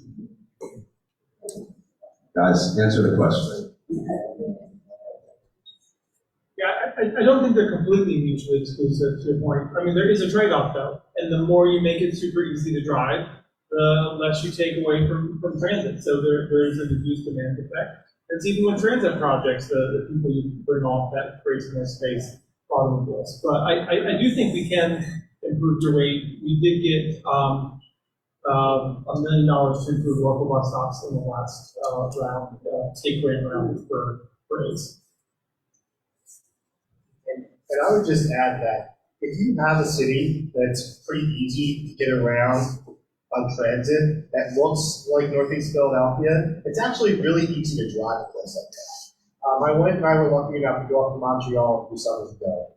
And Montreal invests a lot in transit, bikeways, all that kind of things. But it's actually really easy to drive around Montreal. You can go into central Montreal, find a parking spot, a lot easier than you can in Philadelphia. You can drive around the neighborhoods a lot more easily because so many people aren't driving. I mean, if you have a transit system where a quarter of the people who are driving switch over, you don't need to invest so much in expanding your highways, building parking garages, because the demand's not there, the capacity is not needed. So over time, investing in transit is going to make driving easier, and it's also going to make it less needed to spend all these huge amounts of dollars on highway expansions, knocking down the library to put up a parking garage, all that kind of stuff that we've been doing in this country at a really high rate for decades now. I mean, it costs a lot of money to have a society where you have to drive everywhere. Because if everybody's driving, you need gigantic parking lots, you need huge highways, and that costs money. It's not free. Even if you're not paying a fare, even if they don't write as many news stories about how much it costs to do this stuff. So I think that, yes, if you lean too much towards driving, it makes transit and walking hard, but leaning towards transit and walking hard doesn't make driving harder. It makes driving easier because, like I said, there's less competition for parking, there's fewer cars on the roads, there's less traffic congestion. So there are trade-offs, but only if you make the wrong choice.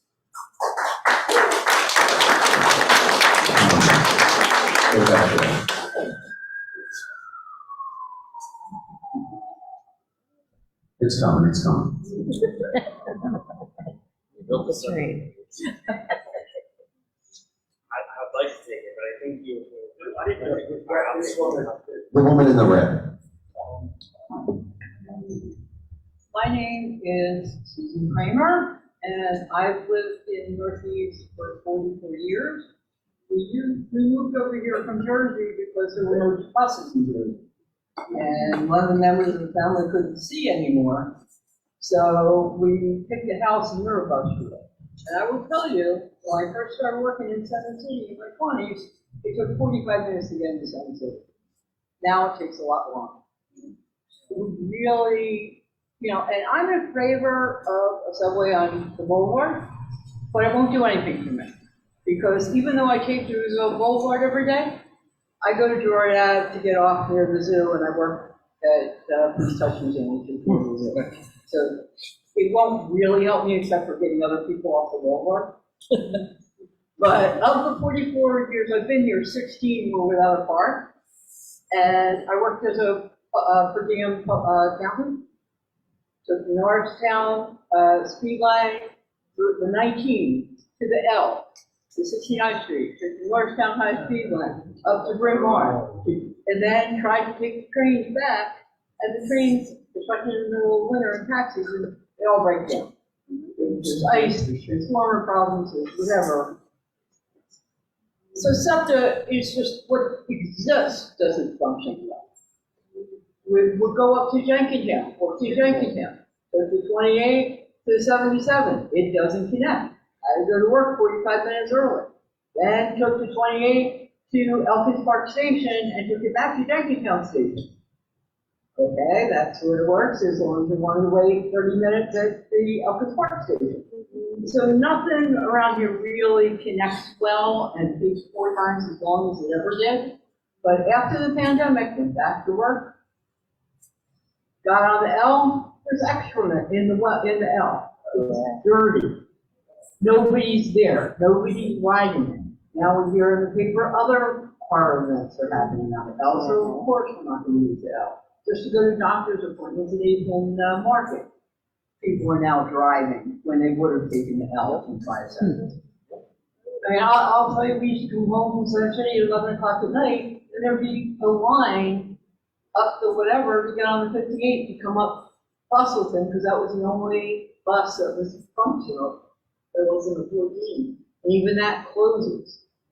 So, Northeast has never been connected to SEPTA. I mean, I'll even tell you, my daughter went to SLA at 22nd and Mark.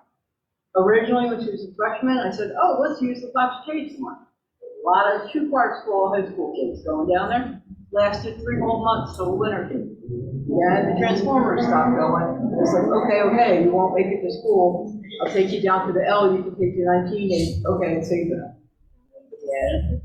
And too late. So, SEPTA has never been, so I can't see, like, that this is really, yeah, we need to fix these really serious problems first to get the bus route. Yes, yes. Because I can't connect to the boulevard from my house except for the 28. And, you know, if it shows up, it shows up. If it doesn't, it doesn't.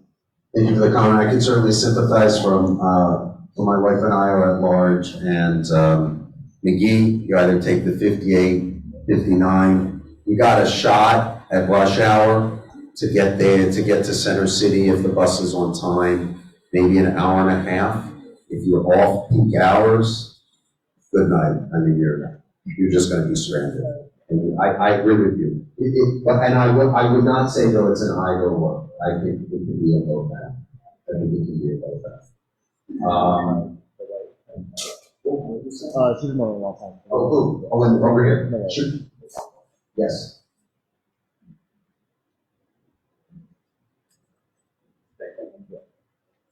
Jared, you know me, I campaigned for you, volunteered the first time you ran for office, and I'm glad to see Rising Sun Avenue has excellent transportation to SEPTA. I made a decision not to buy. Can I take credit for that? I made a decision not to take, to buy a car and to take SEPTA after some traumatic accidents. I live around the corner from Frankfurt, Torresdale, Thomas Jefferson Trauma Center. There was supposed to be a rule that the bus would run every 20 minutes, be it the 84 or the 67. That's been discontinued. As well, there have been route changes. I can't attend every meeting.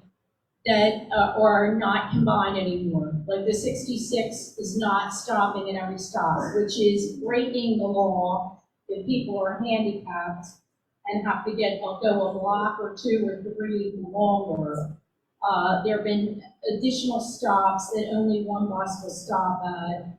The one may not stop where the 67 goes. There are multiple problems. With this plan, the Green Movement was brought up by former Mayor Nutter, and the Green Movement is beautiful on Roosevelt Boulevard. This is an impactful plan that's going to cause problems for multiple elderly people. I was a unit secretary or ward clerk at Nazareth Hospital Emergency Room for 24 years. I am a paralegal. I don't want to become a lawyer because I wouldn't want my license to be taken away from me as an activist. I've seen at least 1 to 4 deaths every single week from Roosevelt Boulevard, usually elderly people that get nothing in the newspaper. When it's a child or a teenager, it's major press. Nazareth did operate like a trauma center. We also have Frankfurt Torresdale. This would mean additional monies that are needed for hospitals. The coronavirus has brought much money for hospitals. We don't know what for, since hospitals have closed. We do know that Penn, I've been told it's rumored, University of Pennsylvania is involved with impact studies with SEPTA to see how long people will wait. I have waited coming back from New York City. I cannot get on at 30th Street after hours. It is a major hub with the train station there, regional rail, and trains all around. People do take the subway. A friend and I took it in Rome, Italy, coming from France. Took the subway after the train. Okay, 30th Street is unsafe. The transit police try to do their job. Okay, there are people shooting up there. There are all kind of nonsense going on at 30th Street. Money is probably going to be taken for this plan. Nobody wants the boulevard, their homes to depreciate in value due to the fact that there's a subway there. No one wants to know that the 15th district is a mess. They say the busiest police district in the city. Has anyone in this room waited at Bridge and Pratt? As the SEPTA has said, they want after-hour service, people to take SEPTA. You go in Center City and try to stay till 9 o'clock or 8 o'clock, and you can't get home till 2 in the morning, or to New York City and it's 4. Most people are respectful. There are people there, I don't know if they're paid for urban renewal or what HUD. There are people there urinating, they're selling things on the L, there's a lack of transit system, somebody coding because they shot up. The supermarket gone at Bridge and Pratt, the McDonald's gone, the restaurant gone has brought the area down. People are there with children, families, elderly. So I think many people don't know about this meeting because they are elderly and live in Wallenhurst. So this is just a couple of things, because we gotta get to other people, but at our next meeting, because this is just the first of many, we will have SEPTA here. We need their voice and we need SEPTA at the table, because a number of the issues are related, but not necessarily connected to the boulevard, so hopefully they can get some of those addressed, but well, we wanna. Jared, it was Sure. billions or millions of dollars to remake Bridge and Pratt. If you've been there lately, or the Frankfurt Transportation Center, they took out the customer service desk. They took out people's jobs. Is any union member here? Impact study is just going to cut more jobs. We need jobs. It needs to be in Center City.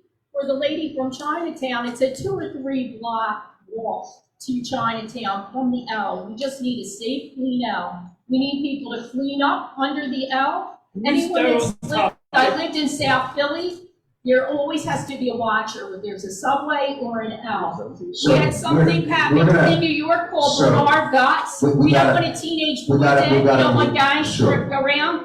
We don't want more violence. We need more police and more hospitals. We gotta move on. Is Penn involved in the impact of this? So we're gonna move on for now. I appreciate the comment.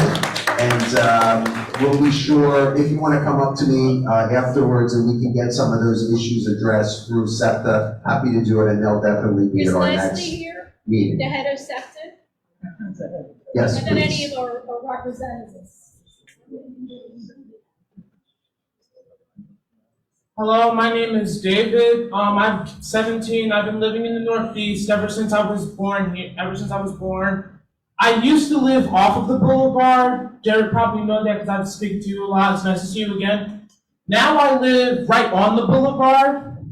And even though I like my house on the boulevard, I really,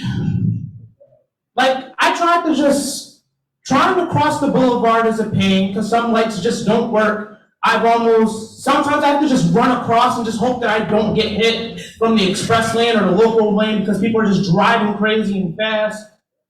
There were times where I tried to go to the Wawa down my block and I've almost gotten hit there just trying to cross the street. And I wasn't even crossing specifically the boulevard. I was crossing Tyson. There were times where I tried to go to Northeast Tower, even to Center City, and I would want to go by the L, but then I don't want to do that because I'm not trying to get jumped or anything crazy. So I would purposely go a different way away from the L by going to the Broad Street line. Can't do that by the 70, that takes too long, so I'll go by the 1 or the 8 or the R or something like that. But trying to take those options on the boulevard, they're not as high quality. There were times where I tried to just go somewhere and I felt like I was in danger, like I could be hit by a car, I could get shot, I could be stabbed, I could be jumped, whatever it is. Something that I feel like is a very big problem is that the boulevard is not pedestrian friendly at all, not for seniors and not even for people like me. And I feel like that's a big concern, along with something that we also have to bring with. So when we get the boulevard line built up, obviously, we have to have infrastructure for pedestrians around the boulevard line, so that way it's safer for us as people to just walk on the boulevard. Because it doesn't matter if the line is really good. If I can't get to the stop without getting hit by a car or shot, then that's already out of then it's already out of the question, or even trying to take the boulevard direct or something like that. So I feel like along with the line, we need to have other transit-oriented development around the boulevard, because the boulevard is a main arterial road that follows kind of like I-95. So anything that we do with the boulevard is automatically going to affect us. So my question is, number one, are we going to have other projects that are going to follow, like the boulevard line? Because we don't have enough rail in the Northeast, period. We don't have any light rail up here. We don't have any metro service like that other than the L up here. And number two, what are we going to do about pedestrian safety on the boulevard? And last but not least, I forgot about this third question. Number three, what are we going to do about the boulevard direct? Are we going to just leave it the way it is, or are we going to make it more like a BRT service? Okay, we're gonna get that. You used to stop by my office all the time, but now we're divided by the boulevard, so. Now you know why. It's impacting relationships. You guys wanna weigh in? I'll take your last question. Yes, we are going to work on making the direct bus more like a BRT with bus-only lanes. To speak about the potential for a boulevard subway, pedestrian safety and constructing the boulevard subway would need to be hand in hand. I feel that if we're willing to rip up the boulevard and build a cut and cover subway potentially, when we put the ground back, we should have dedicated bike lanes or pedestrian amenities that will bring people to the boulevard rather than keep people away or disconnect communities. We want to reconnect communities in Northeast Philadelphia.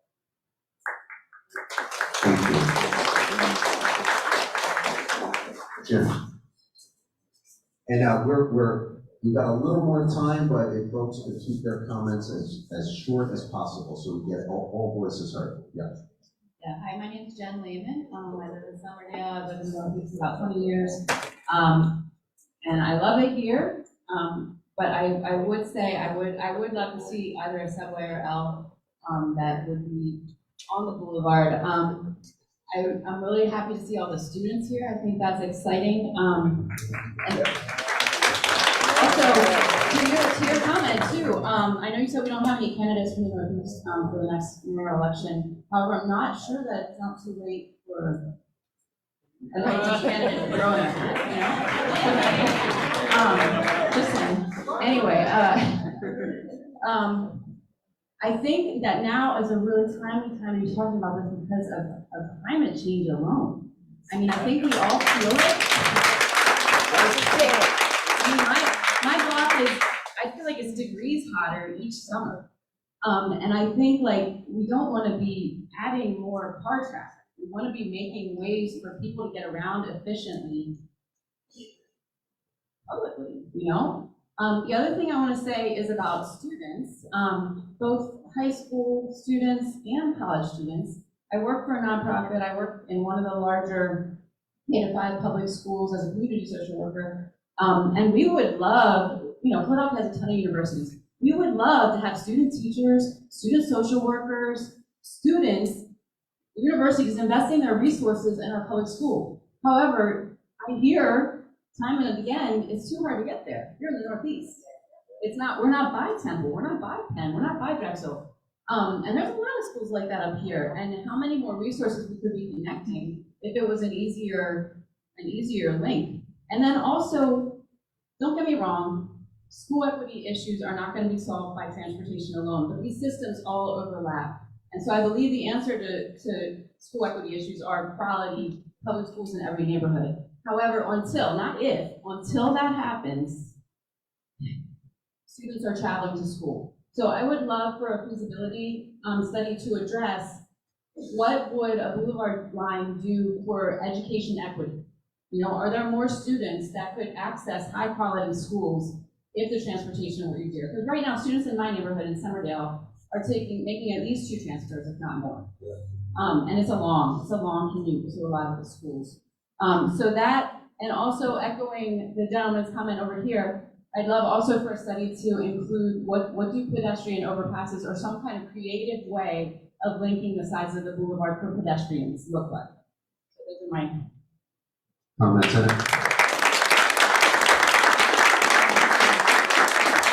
And Jen, you tied into what Daniel was talking about in terms of accessing his school. Yeah, absolutely. Comments, anybody? Yeah. I would say if you want to make Jared the mayor, then build the Boulevard Subway. His political fortune will definitely rise if this happens. But as far as schools, you know, I'm from Philadelphia. I travel to high school.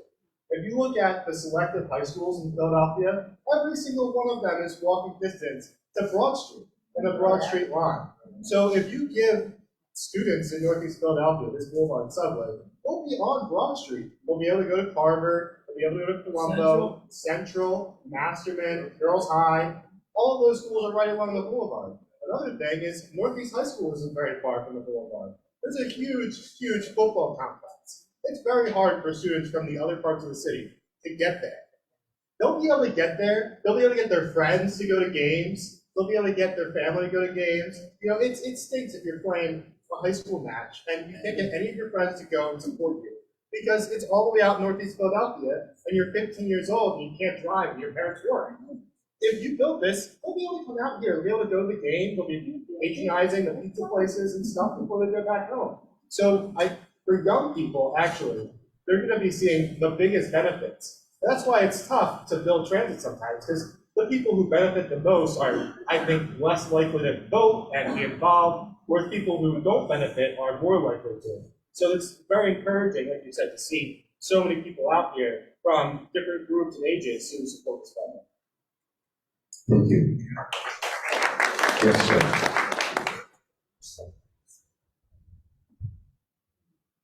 Hi, my name is Simon, and I'll be pretty brief. I know we're running late on time. I came here from Delaware County today, so I did drive. And a little bit about myself, I grew up in Upper Darby, but taking the L was a big part of when I was basically under 16 or under 18, getting into the city and kind of traversing the city. So my boundaries were basically like Frankfurt, PSL, things like that. So that expanded, you know, you're starting to talk about people in Delaware County, in Montgomery County, and so forth, getting access to greater parts of the city. And my question is, given the fact that this will have secondary effects on the region, what are the funding coalitions that you're looking into besides state and federal? Are you talking to other counties? Are you going to talk to North Delaware, Jersey? What is that going to look like if you get a community coalition first? Comments?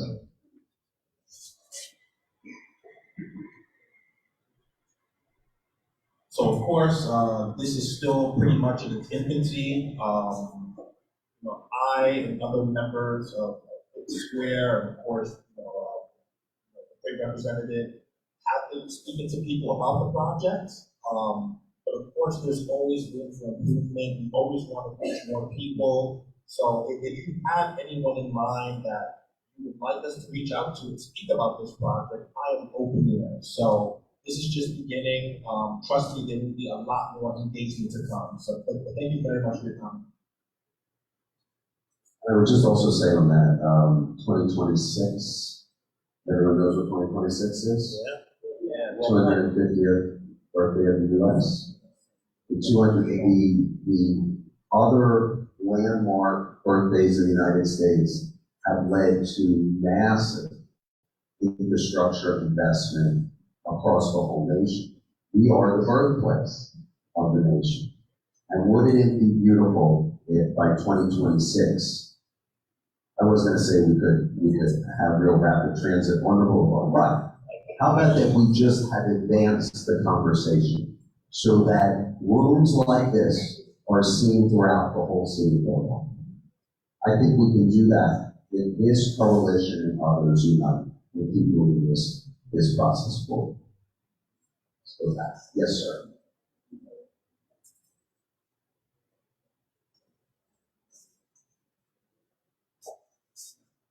Hello, working. Hi, I'm Axel. I live in Center City, but a lot of my family's from the Northeast. My dad grew up here, my granddad grew up here, my great-grandparents came here from Ukraine. So I care about this region a lot. I'd like to be able to get here easily. I'd like to see it prosper.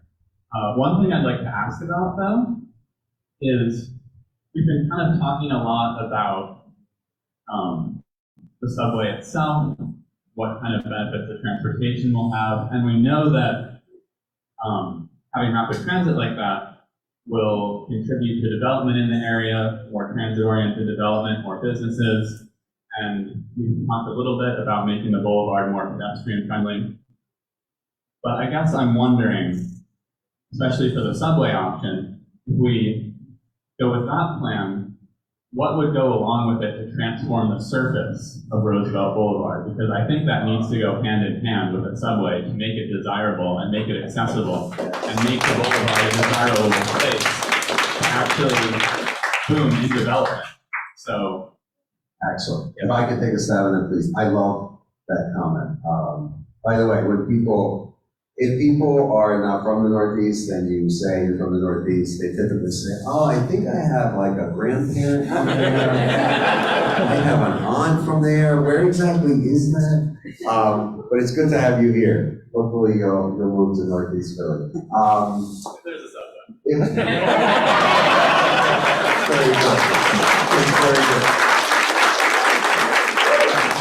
So when I see Northeast Philly, I see a beautiful public works project. Those medians are the only time I hear about those medians is when people call my office and say, you gotta get the grass cut. You gotta get the grass cut, there's debris. It doesn't have to be like that. Imagine if Mural Arts got their paws on that whole stretch from the Bucks County line all the way into Center City. Oh my goodness. I mean, that could be beautiful. So I'm really happy you brought that up. Does anyone have any other comments on that?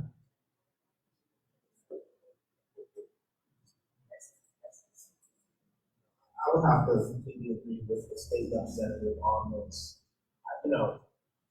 If a boulevard subway is fully built, we need to be thinking about pedestrian amenities hand in hand. We need to be thinking about how users are going to be interacting with the boulevard. I imagine a day where people take the Boulevard Subway to come up the Northeast Spine and just come for a walk, come for a bike ride, you know, and have these activities that will not only bring people here to spend money and to do business, but to potentially live there like yourself. So, you know, with that said, you know, that's something that would have to be looked at in a feasibility study. I keep on saying feasibility study, I keep on drilling it to begin the feasibility study. But those are the type of things that we need to talk about and that needs to be in the forefront. A pedestrian first Roosevelt Boulevard, where 50 years from now, when we look back and we see how Roosevelt Boulevard is today, we're just like, how did we allow this to happen in the first place? How do we allow all these pedestrian deaths? So we're going to get there, and with your partnership and coalition building, we can get this subway built. Other comments? Yes, please. Oh, and to your point too. Oh, I'm sorry. On pedestrian safety, you know, the biggest reason that the boulevard is not safe is people are driving fast and it's too long. So if you're going to take away lanes to make it safer, you have to give people an option. Like the Boulevard Subway, you're not going to get the community to say, even if they hate the boulevard, you're not going to get somebody who needs to drive the boulevard every day to go to work to agree to more congestion without investing in public transit alongside. So I think that this project is part of what makes more safety feasible. I think the city's done a lot of great things. You know, I want to give Chris and people at the PPA and everybody else a lot of credit for making the boulevard a lot safer. I mean, it had traffic deaths go down when nationwide traffic deaths have spiked, which is remarkable. It's remarkable against trend, the most dangerous road in the entire country. So they've done a lot of good work, but it's fundamentally not safe to have to cross a football field to get places with people driving 55 miles an hour, but you can still drive 54 and not get a ticket. So, you know, if you want to narrow the boulevard, if you want to change the boulevard, you have to build something to give people options. So I think it goes together, and they have to happen at the same time. But you're never going to be able to redesign the boulevard if you're not giving people an alternative so they don't have to drive. So I think it's absolutely necessary. Thank you. Over here.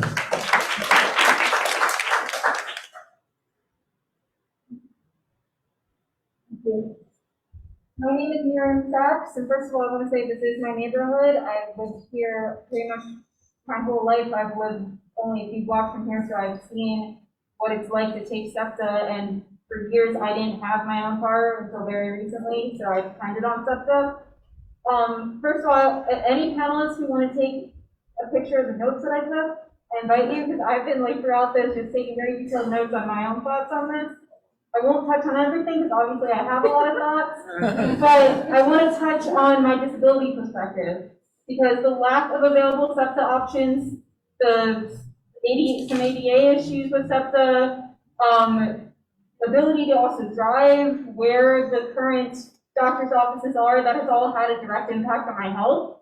I had at least one time where I had to cancel a doctor's appointment because I was waiting for the 19 during a time of day it doesn't happen often. It just didn't show up. I had to call the doctor and cancel because by the time I would have gone down the next bus, it would have been too late. I've had times where I couldn't get to certain doctors and dentists from SEPTA just due to the connecting routes. And I also had a point where my doctor told me not to take steps due to an acute condition. The green line on the trolley has steps. There's points where you have to walk farther to get to the elevator. So our current SEPTA is not accessible for people with disabilities. There often isn't space for bags, which was a problem both as a student, but if I'm having to bring any medical supplies or anything with me, there's just not room for it. It's already overcrowded, standing room only, you can't really bring a bag. And we need the option to still use cars from a disability perspective, because even though I am a big supporter of public transit, I'd rather take public transit. There are times where if I'm doing a same-day surgery and I go under anesthesia, I need someone to drive me home. There are times where I'm not physically well enough to take SEPTA and it would be better to take a car. But we don't have the parking A lot of the hospitals I go to, they've been starting to double park, the parking lots are overfilled, it's not affordable. SEPTA isn't affordable either. Before I had a car, I was spending hundreds of dollars a year on SEPTA, even with a trans pass. So we need both the infrastructure to get to the current hospital systems in University City, Center City, Radnor. They're building it in the suburbs, but not here. We need the SEPTA and the public transit to get there, but we also need to build the healthcare infrastructure in the Northeast. And we need to build infrastructure that takes Medicaid too, because we have plenty of dentists, but they don't take Medicaid. And we have some hospital systems, but they don't share medical records, or there'll be issues where they can't handle a more medically complex patient, like when I went to NAPTRA. I'm being forced to go to University City and Center City. There's not stuff around here. We need to build the infrastructure both for SEPTA, but also for healthcare so people aren't traveling as far. Thank you.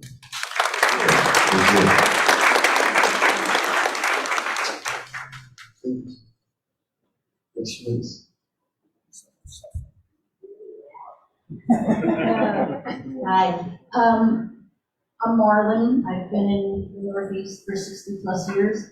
I work in a chemical plant that's right at I-95, and eminent domain is taking up a portion of our plant to make the I-95 bigger. I know that there is elevated trains at I-95 in Center City, right at the Center City. Any possibility of extending those trains, the elevated train along I-95 to Bucks County, and maybe taking up a center lane or two of I-95 if they're already extending I-95? Why not just take up a lane or two of that? And then the other question I have is feasibility studies. Will they do one feasibility study for subway, one feasibility study for elevated rail, one feasibility study for a light rail down the center of Roosevelt Boulevard? Do they take into account elderly people crossing the boulevard? Do they take into account, my grandmother used to take her little shopping cart and cross all 12 lanes of Roosevelt because orange juice was on sale. I mean, and I used to say, wait, I'll take you. She couldn't wait. But the feasibility, is it one feasibility study that takes into account all the situations? I'm confused. Thank you. Good question, ma'am. So yes, it would be one feasibility study that would look at these different modes and compare and contrast them. Of course, it would be community engagement, but just one. It wouldn't be one for each. That would take up a lot of time. Yeah. So it would just be one study. Okay, perfect. Thank you, Marlon. Sir, in the back.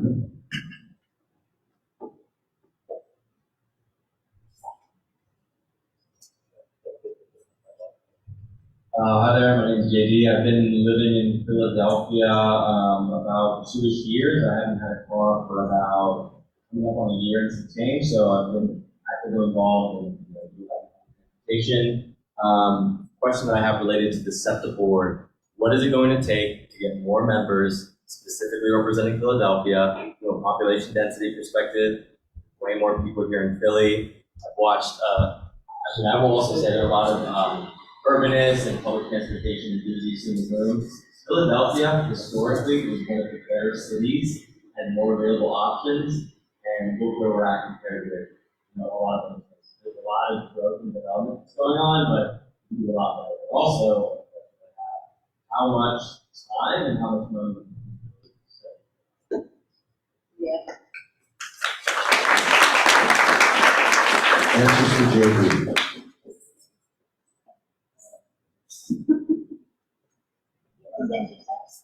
Okay, so in terms of time, not that I'm comparing Philadelphia to Baltimore, but they were moving relatively quickly.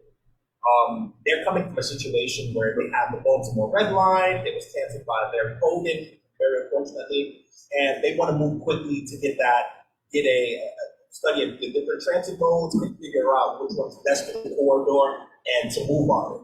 So what we need to do is start applying for these grants, actually put out a RFP or RFQ, request for proposal, and we would have different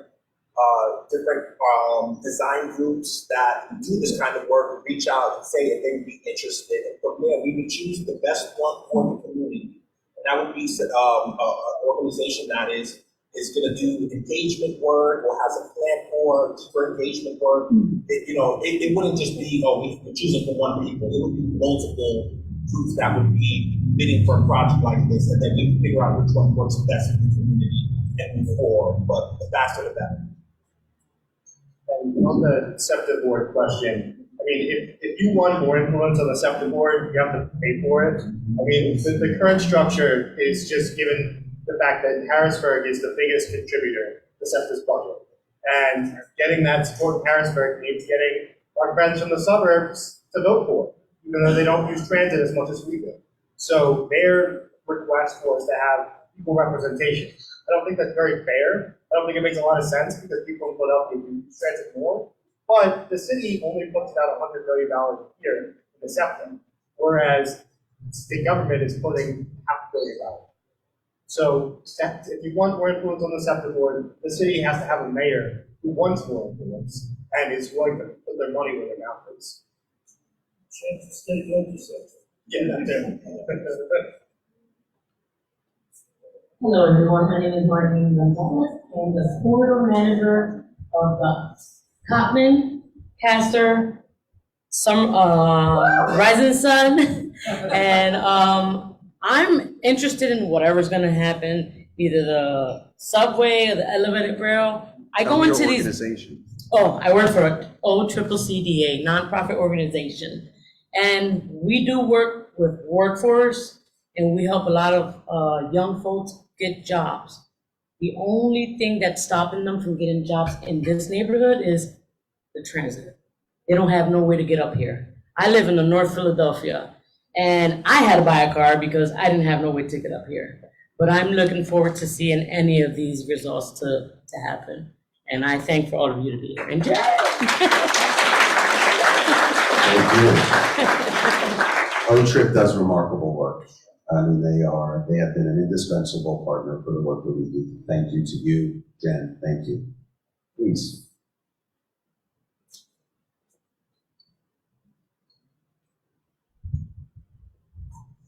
Hi. I'm Betty Carasso. I've been in Northeast my whole life. All these things sound really wonderful, but you're saying that ridership is down, so yes. I know for a fact that I and my friend, she could easily get to work by SEPTA by the regional rail. Between COVID and the shooting, she doesn't feel safe. So what are you doing about safety? One of the reasons that I ride SEPTA, and I did take a break there during the pandemic, I'm just a horrible driver. So if you see me on the road, go in the opposite direction. It's much easier, and I love being on public transit. I mean, that is a whole. Well, that's more than one town hall. Safety in the city, we could do a lot, and I think that's another town hall, another deep dive into another critical issue that our city faces. I mean, does anyone have brief comments about intersection of safety and transit? Yeah, of course. I mean, safety is on the top of everyone's mind. This is Philadelphia. We have larger problems that we alone cannot solve in this room, right? We have an issue with gun violence. We have an issue with opiate addiction, right? We have an issue with homelessness. These are enormous problems. And, we see that those symptoms manifest themselves in our public transportation system. But we also see that in neighborhoods that are car-oriented too. Carjackings have gone way up, right? Shootings, drive-by shootings have gone way up. So, I mean, these issues, they cross all modes of transit, right? And our hope is that with good public transportation, more people will have access to better jobs, will be able to uplift themselves out of poverty, right? And with that, we'll see hand in hand an improvement in safety, right? And also an improvement in ridership. Adding more riders to the system will make the system safer.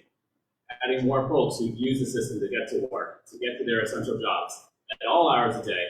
So I work as a firefighter. I travel to work 7 days a week at all different hours. And, and I'm just one of many eyes out there in our public transportation system. And that's the hope. That's the hope, is that we're going to be able to create more jobs. We're going to get, more people out of poverty. And this is part of it.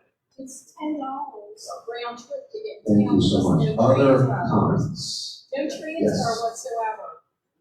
No tokens, $10 a day. Okay, good. Let's go back to our guidelines, right? We all agree at the beginning, we're not going to interrupt other folks. So, sir.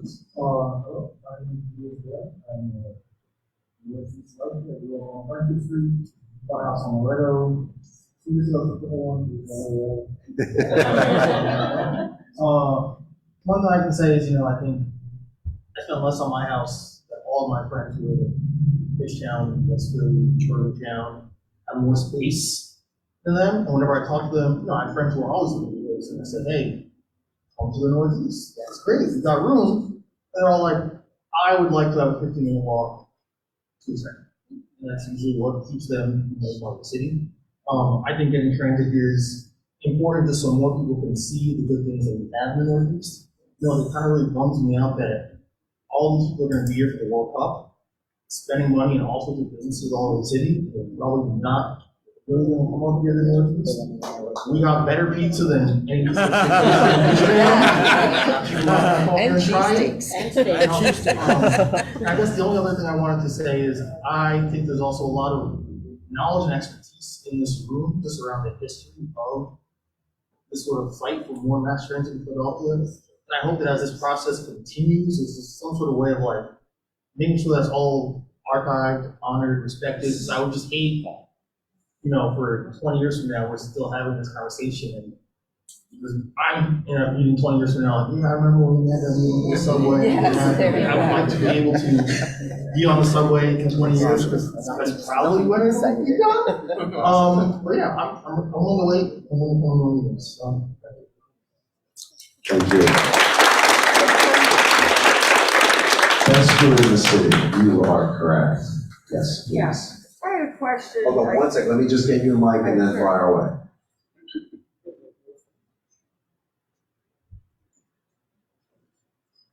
Yeah, I have on my phone like a map of old rail lines in cityphiladelphia.org. There's old freight lines at the spurs that might improve. The spurs that might improve connectivity. I think the city should look at that first, both cheaper. In some instances, the right of way is long as so long. But there's a lot of underused freight lines in Philly. There's track, and a lot of it's good track, not necessarily all overgrown with weeds. So I think the feasibility study should include that, just the interest of cost. I don't know, I think monorail would be cheaper than digging up the street. If you're gonna do something along the boulevard, monorail might make sense. But in the New York City spent like several billion on something that goes a few blocks, Second Avenue line. Because believe me, this is a union town like New York City, and our costs would be comparable to New York City. Okay, so I don't think the money would be there, even with COVID money, and digging up the boulevard would be just a little bit disruptive to the existing traffic. Does anyone know about what you're talking about? Reclaiming New York old short lines? line is what she's talking about. Wait, hold on, let's get you a mic out. She's talking about what was called New York short line. It's a railroad that runs to the northeast. There are no crossings. Most people don't even know it exists. We had proposed it also as part of our plan 60 years ago. We actually found 3 areas owned by the city where parking lots and stations could be built. We also found a train system that would lend us 6 push-pull trains at $60,000 for a 1-year study. That was approved to be done, but at the time, the city was interested in building the Central City connection, and so they voted against moving it. But that should be part of the study. It's a fantastic road right there in the Northeast at 70 miles an hour. Where is this? It runs through the Northeast, as a matter of fact. Go find it. Is it on the lake? It's called the New York Shoreline. It's now owned by Oh, New the York City, that's right. Chesapeake. Last couple of comments. So we'll go back here and over here.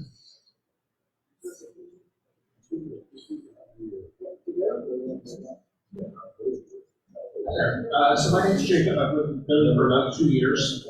And this movement forward that we're seeing here with this town hall today is great. It's great work by Representative Sullivan. It's great work by our panelists. But the next thing that needs to happen is anybody in this room with a connection to SEPTA, to government, to a nonprofit, to anything. We all, and I apologize to the panelists, but this goes beyond this room, it goes beyond people in this room. We all need to make a commitment to talk to government, to talk to SEPTA, to talk to whoever can move this project forward. I've lived in Philly for 2 years, and I'll be honest with you, despite our visiting, until today, I had never been to the Northeast. I've heard so many great things about restaurants up here, about businesses up here. I have friends up here, and I just don't come up here because there's no mass transit option. I want to be able to come up here and get home on a train. You know, I understand, you know, these things take time. But we all, every single person in this room, need to push beyond this room to get this done. It's not going to happen. SEPTA couldn't be bothered to send a representative here today. We need to push that. This happens, it starts with us, and it moves forward by all of us talking to SEPTA, talking to government, and moving beyond this room. I hope the panelists will, echo that.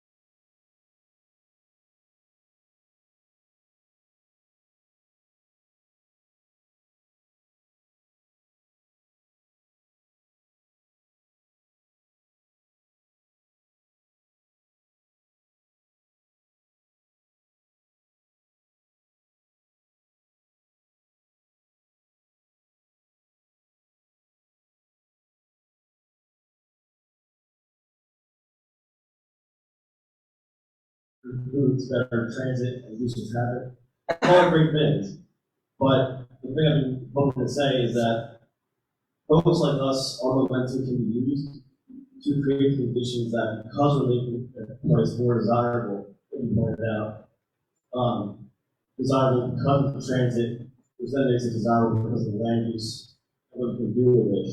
We end up by our own momentum creating conditions that can push ourselves out, because more valuable land is better for people who might have more buying power than us when we buy homes and apartments. Developers might choose to create deliberately more expensive places because that makes their profit or their own profit better. So even though I'm like super psyched for like this kind of, whether it's a subway or elevated rail or whatever mode, I love that. I want that to happen as a Northeast Philadelphia. I'm working on projects like right now where I realize the content of my work helps push people like us out because we did get the impact better. So I guess as a question or just a point to make, we should all try to protect ourselves in the sense that we want transit to serve the most, I guess I hope, the most vulnerable, the most in need, and not cater to like rich upper class like millennial people, like who have incomes that can push other folks out because they get better. So that's my only comment.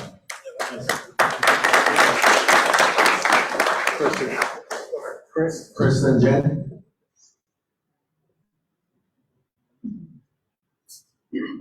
Yeah, that's a great comment. So I think if Jay is successful getting his feasibility study, most transit feasibility studies, they're focused on just the transit. Most highway feasibility studies somebody talked about I-95, that was done 20 years ago, focused just on the highway. It did not have a land use component, housing plan, etc. I think, and the ones that do, it's kind of like this add-on on the side. It's not a serious affordable housing plan that talks about where you want to develop, how's it going to change the housing market, how do you make sure that housing is not just high-end housing, for people who can afford the $600,000-$700,000 condo.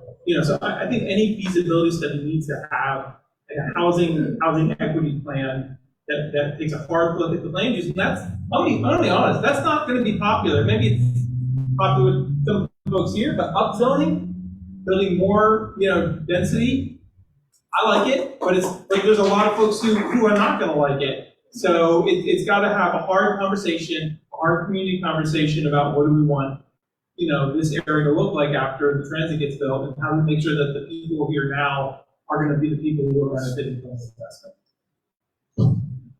He's definitely speaking my language. What I will like to add is that we're starting with the community. We want to end with the community.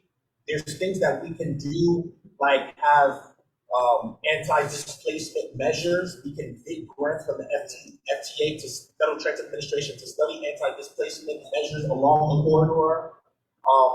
We can do things like do community land trust and land things so that the community can take real ownership of certain areas of the boulevard. So there's a lot that can be done to make sure that we're not displacing people by bringing premium transit to Northeast Philadelphia. We want to improve for the people who are in the community to keep them in the community and help them grow and prosper.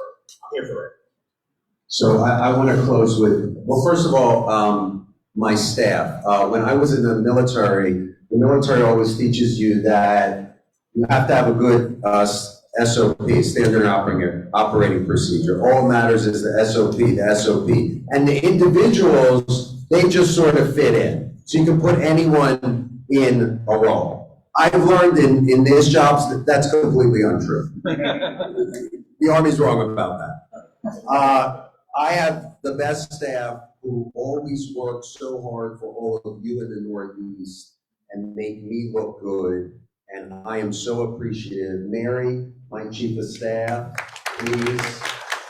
Lakeith, just raise your hand. Lakeith, Jackson, Rosemary, who's not here, Joe, they're the best. And it means a lot that they work so hard for the residents of Northeast and to push our legislative agenda. We have been here for 3 hours together. talking Northeast Philly, talking Boulevard. Now, the question is, what do we do next? And I say this is just the first step. We're all gonna go out and we're gonna get our friends and neighbors, people who are not even our friends, but believe in rapid transit, to come to the next one. We work until we get rapid transit up and down the boulevard. Thank you so much for being here. Let's keep the work moving. Thank you.